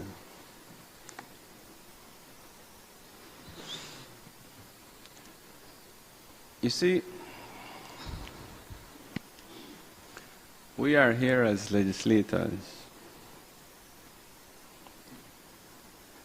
and it is especially important that when we get amendment legislation that makes changes in a way that if you just read the legislation, you won't really understand what is being changed or the effect thereof.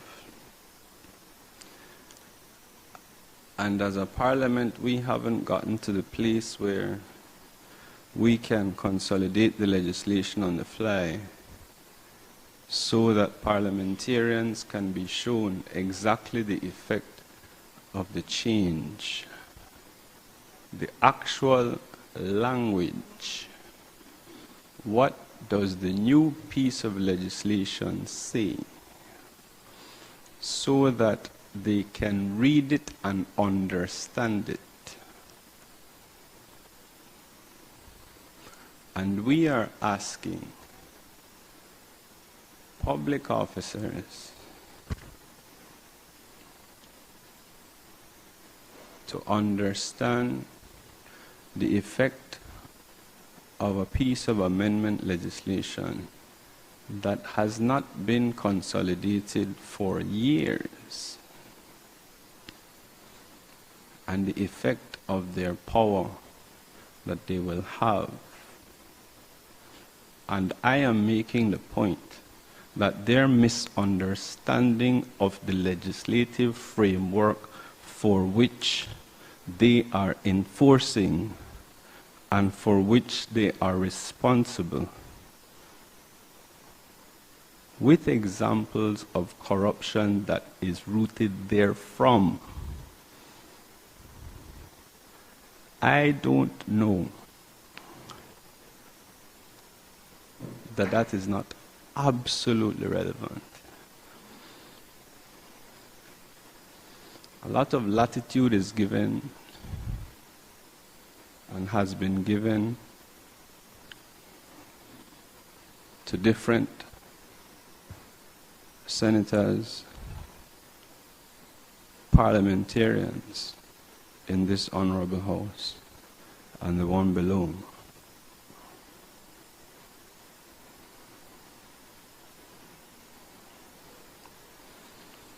But context is important, Madam President, of our lunch discussion about my book.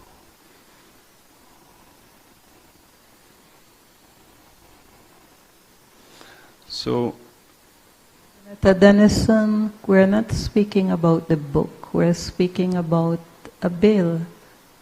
And I would ask that you continue to debate the bill. And yes, I believe I have provided latitude on many issues. Even you're reading a section of a book recently in the debate on another bill. But I simply ask that you are eloquent enough to speak to issues surrounding the bill without necessarily speak directly to cast some aspersion on a public officer or a police officer. That's all I am asking. Nothing is wrong with using examples and realities. I believe you're quite capable and have done so often. So I ask that you please proceed with the debate on the bill.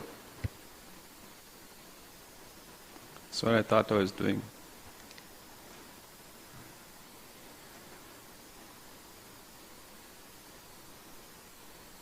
Today was a good day.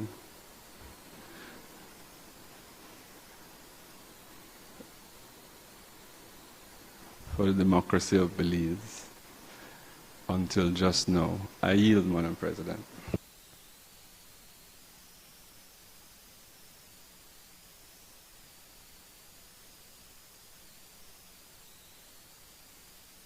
Madam President, a couple of points. The first is that I think it is a matter of general public concern that there has been a significant increase in road traffic accidents. And we can look for all manner of reasons to explain why they are occurring. Having said that, one aspect of the problem which we experience, both professionally and in personal life experiences, is, as senators have raised today, persons who are victims of road traffic accidents who find out that the vehicle that is at fault does not have insurance, insurance has lapsed, or people are driving without license, motor vehicle license, driver's licenses, with the result that the impact, the question of whether the vehicle is lawfully being driven, and the question of whether the insurance covers it. People have medical expenses and related expenses which they cannot recover from insurance companies. In the result, victims are twice victimized. One, they suffer pain and suffering, and then secondly, are unable to collect. The purpose of these pieces of legislation is to attempt to go some way to address that problem. Senator Farber, the fines are substantial, and as you say, it's a policy decision. It's a policy decision of the Cabinet, which finds expression in the legislation for the reason that the number of traffic accidents have increased dramatically, and this must serve not as prevention, but as a deterrence. The message has to be sent out there that there's a significant increase in fines for persons who operate motor vehicles without insurance, who fail to display the insurance stickers, who fail to produce them, and of course to empower the traffic wardens and traffic officers to enforce the law. It is a step in the right direction. Insofar as the question arises as to, I believe it was Senator Herrera who raised the question of a person who has insurance, who is in an accident, the other side is in the wrong, but the insurance company is refusing to pay. That is why we have the supervisor of insurance, and complaints must be made to the supervisor of insurance about that insurance company, and she has the power to ensure that insurance company complies with its obligation. Madam President, colleagues, this is in the interest of public safety. It is intended to be a deterrent, and it is intended to be enforced. I agree with senators who have raised the question of training for traffic officers, traffic wardens, even police officers at checkpoints, which, alluded to by one senator, most of them are unconstitutional in any event. Nevertheless, I ask the Senate to support the bills, and Madam President, I ask that the question be put.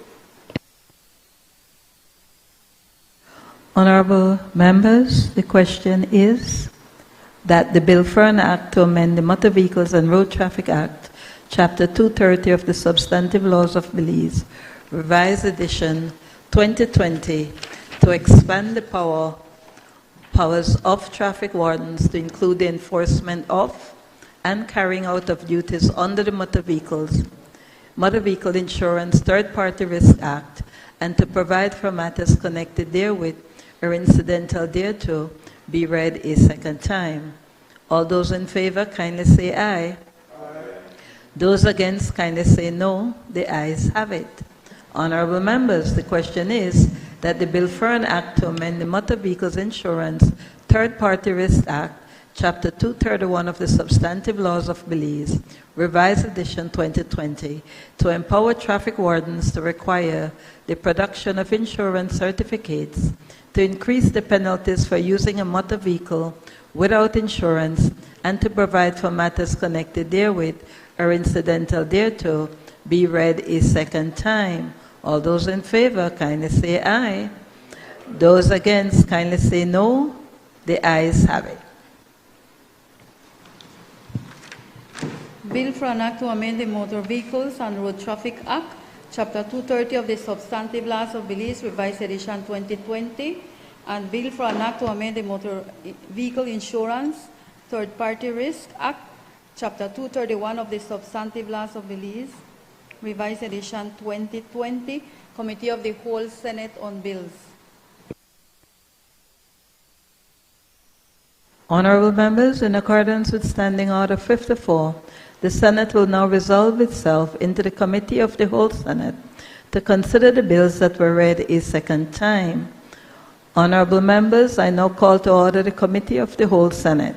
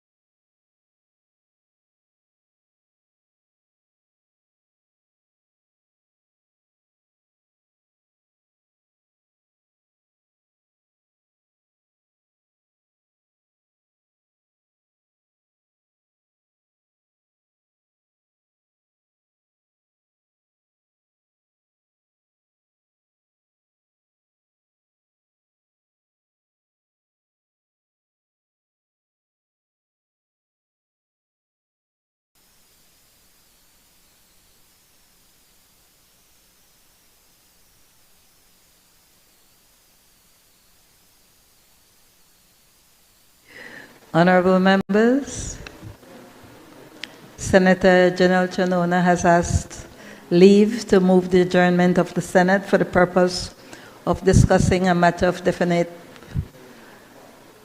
definite matter of urgent public importance.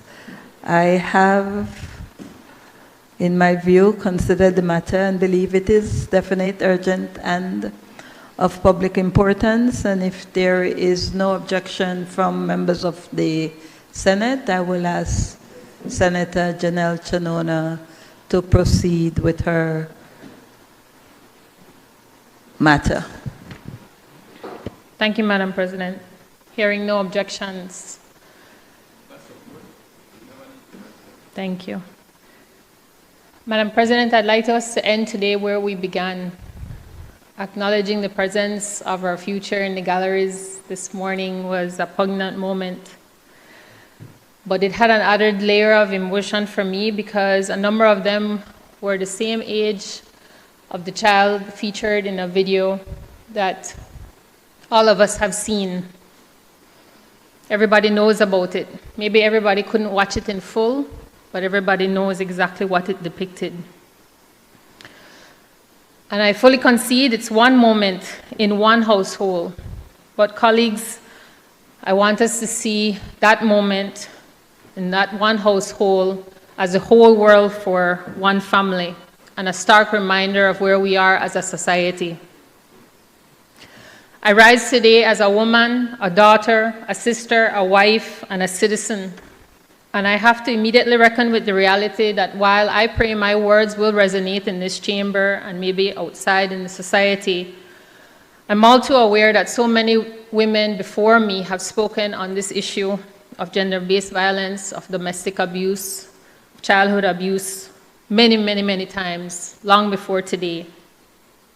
Women who have exposed themselves again in sharing their own experiences in brutal detail, the most intimate of traumas. Because it's one thing, Madam President, to be attacked by a total stranger and to heal from that. And it's quite another to be violated by a father, a brother, an uncle, a boyfriend, a husband. That's why it's such a complicated issue. But then, Madam President and colleagues, I reckon that it's also another type of heartbreak when you have to witness, and now courtesy of social media, the condemnation of the woman involved, and even of the children in these situations, instead of the ones who caused the harm, instead of the attackers. And those comments, colleagues, that have been leveraged against women in these situations are so startling, scarily so, especially for me as a woman when I see that they're being written by other women. And so from the pieces of that heartbreak, I call on all of us to reconcile that that video confirms another reality as well. Not only has that child been hit before because he didn't cry, but he stood up again to defend his mother. And that is what shook me to my core, because if that little Belizean can look at that towering figure above him with a baseball bat and knew what was coming, and he still stood up there in his little pajamas and defended his mother, then why can't I stand? And I make no apologies. Why can't we all stand for all the Belizeans that are standing up even when the blows land? And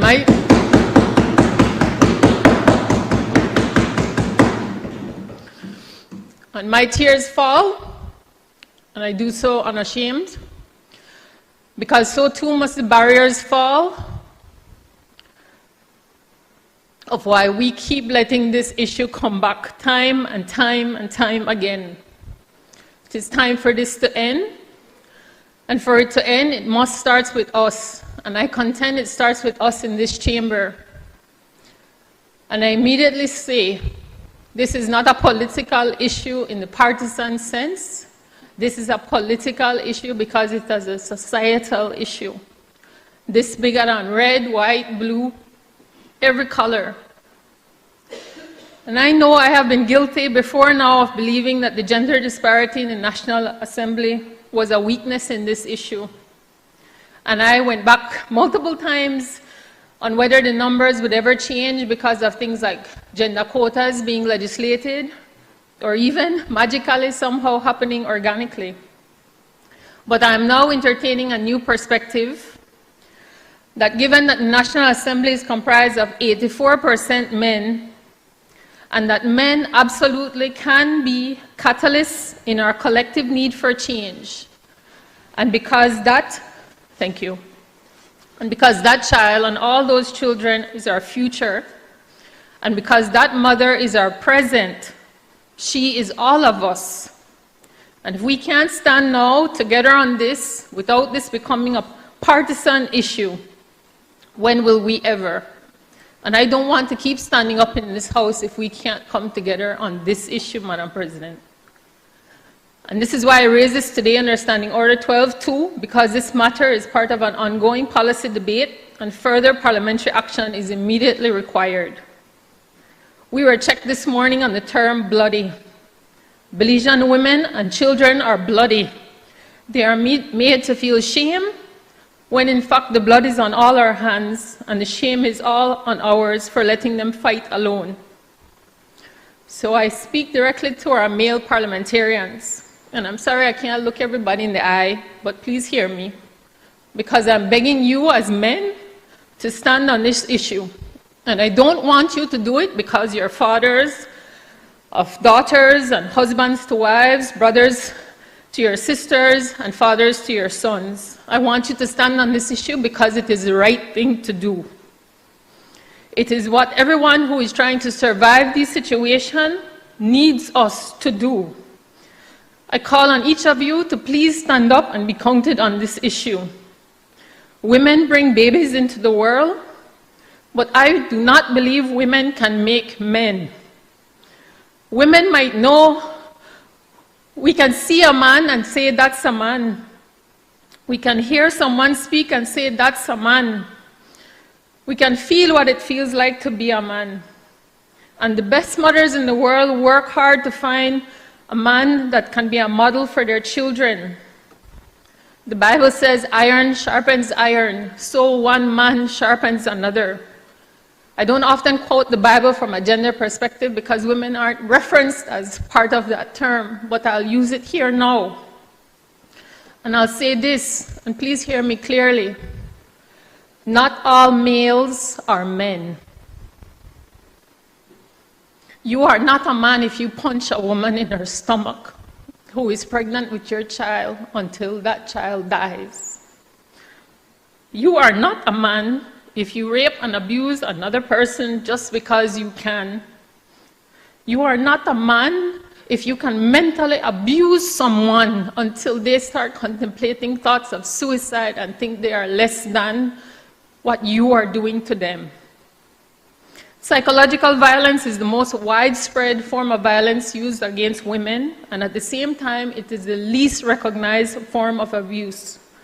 And as the Minister of Human Development called out in response to this incident that I raise here today, this is often how the abuse roots itself in the minds of our women and children, and how the mental slavery to these relationships starts, and why it takes an average of 8 attempts for a woman to leave an abusive relationship.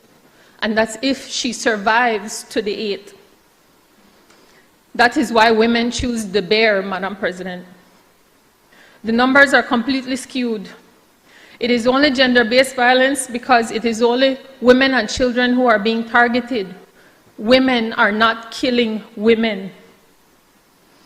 And before anyone wants to say, yeah, not all men, that's why I'm asking you to stand and be counted as one of the men, not one of those who will just say, not all men, and be content with that blanket statement. highlight the contribution earlier of Senator Wade on the mandate for others to speak who can't speak for themselves. Madam President, women have been calling for this, as I said, for decades. I am not a fan of doing the same thing and expecting a different result, and that's why I'm here today. I will share with you, colleagues, that even when technological advances are closing the gap between men and women in all types of jobs, the misogyny and the patriarchy is digging in and doubling down. And if the women of our police, Belize Defense Force and Coast Guard are saying today, 2026, that in no uncertain terms, their safety is not even guaranteed as they're trying to protect us and keep us safe. Imagine trying to do your job of keeping others safe and you yourself feel threatened and scared. Jobs, and that is your job and you have no jobs. I stand here today as proof that it can be different because women and men have poured into me. Because my gender of being a woman did not determine what my possibilities were in my family. No one ever has ever told me girls can't do that. And when someone came close, it was the men and women in my life that shut that down. And I direct you as further evidence to look at the young women who participated in this very chamber, the Young Leaders in Leadership Initiative, the YWIL program, that was so proudly supported by the National Assembly, the Women's Parliamentary Caucus, Parl-Americas, Global Affairs Canada, CWIL, the CWIL Belize chapter, and the Department of Youth Services. I cannot tell you all enough how motivational and recharging that experience was to be surrounded by more than 60 young, vibrant, confident women who spoke in that mock parliamentary session to the motion of representation in Parliament. Representation didn't just matter. Representation shows what's possible. They debated the issue. They didn't attack the parliamentarian. They demonstrated the value of data and statistics in validating their arguments. They underscored that their age should not be the sole determinant for capacity and decision-making. And perhaps more importantly, they demanded that every promise come with a plan. Because, as I quote, equity and equality is lived, not legislated. And what gets measured gets delivered. I want us all to take this as a call to measure our impact and to be counted. I speak now to my fellow Belizean women, and without shame, I ask you to join in pouring into each other. Madam President, we can be so savage to each other. We allow ourselves to be used to go after other women so that the others can keep their hands clean. And I always understand it, but sometimes I understand it's a defense mechanism. The truth is, Madam President, we have to act like we're 50% of the population because guess what? We are.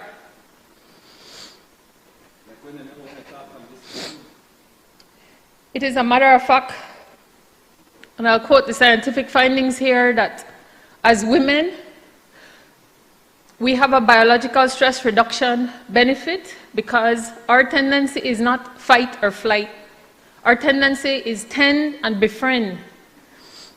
Women are biologically more inclined to tend and befriend when faced with stress, and female support triggers oxytocin release, which acts as a calming agent, reducing cortisol, the stress hormone, and reducing anxiety.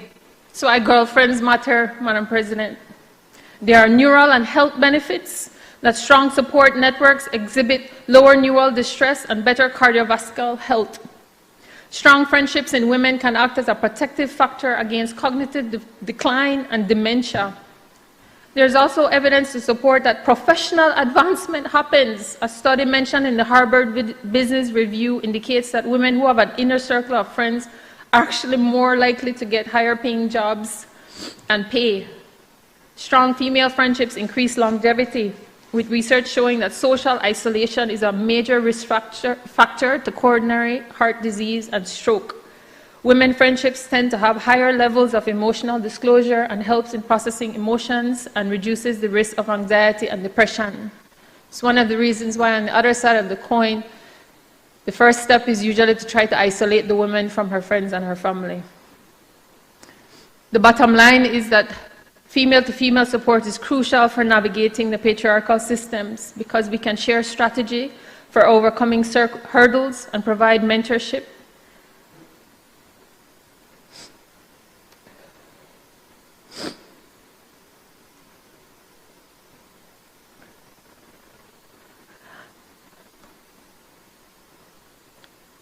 I lay out the specific next steps, and I thank the Petal organization and its director, Cherise Talbert, for her assistance in this regard. Like her, I want to speak plainly about the gap in Belize's social protection system, the social network, that we can no longer be afraid and afford to overlook. Madam President, one of the comments that really struck me was about why did the women stay? Why do the women always stay? Why do they stay in those relationships? The truth is the lack of adequate shelter and support system for women is in a state of crisis. Across our country, women are experiencing gender-based violence, displacement, and severe economic vulnerability, and they are left with impossible choices, which is not really a choice. In many cases, there is simply nowhere safe for them to go.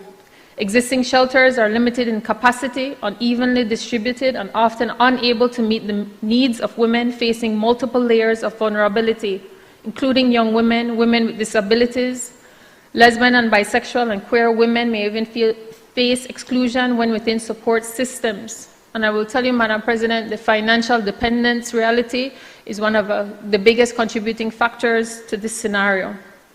We contend this is not just a service gap, it is a protection failure. The shelter is not just for the night, it is the entry point to a system of care. And without it, without access to legal support, psychosocial services, healthcare, and economic reintegration, it becomes nearly impossible. So the question becomes, what can be our next steps? And as legislators, this is where we go. I'm asking for us to consider a commission of a national assessment of existing shelter capacity and other service gaps, to establish temporary partnerships with vetted guest houses, community organizations, and civil society groups already providing informal support, to create an emergency funding mechanism that allows social workers and frontline organizations to respond quickly without bureaucratic delays when a woman's safety is at risk. Madam President, I lament to update this Honorable House that I have confirmed that the training that we approved, the legislation that we approved in terms of getting senior justices of the peace to be in a position to get protection order for women is still pending because the training for those justices of the peace are pending.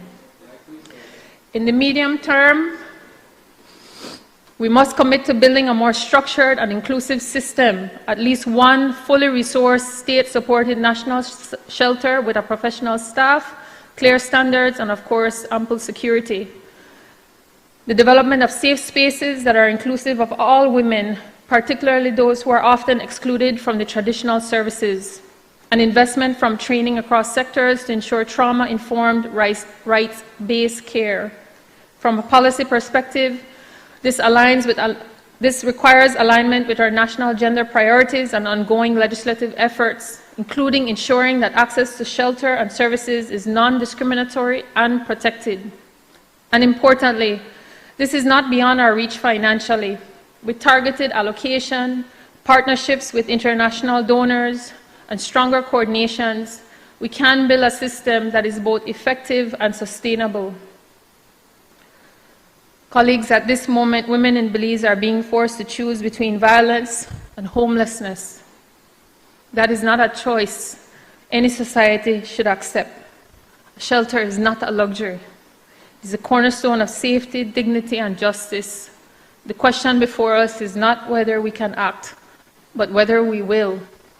And I plead to this Honorable Chamber, please let this not go just like every other issue and become a blame game and a partisan matter.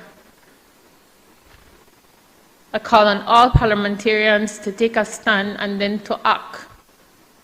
Not because you're being asked to, but because you know this is the right thing to do. I thank this Honorable House.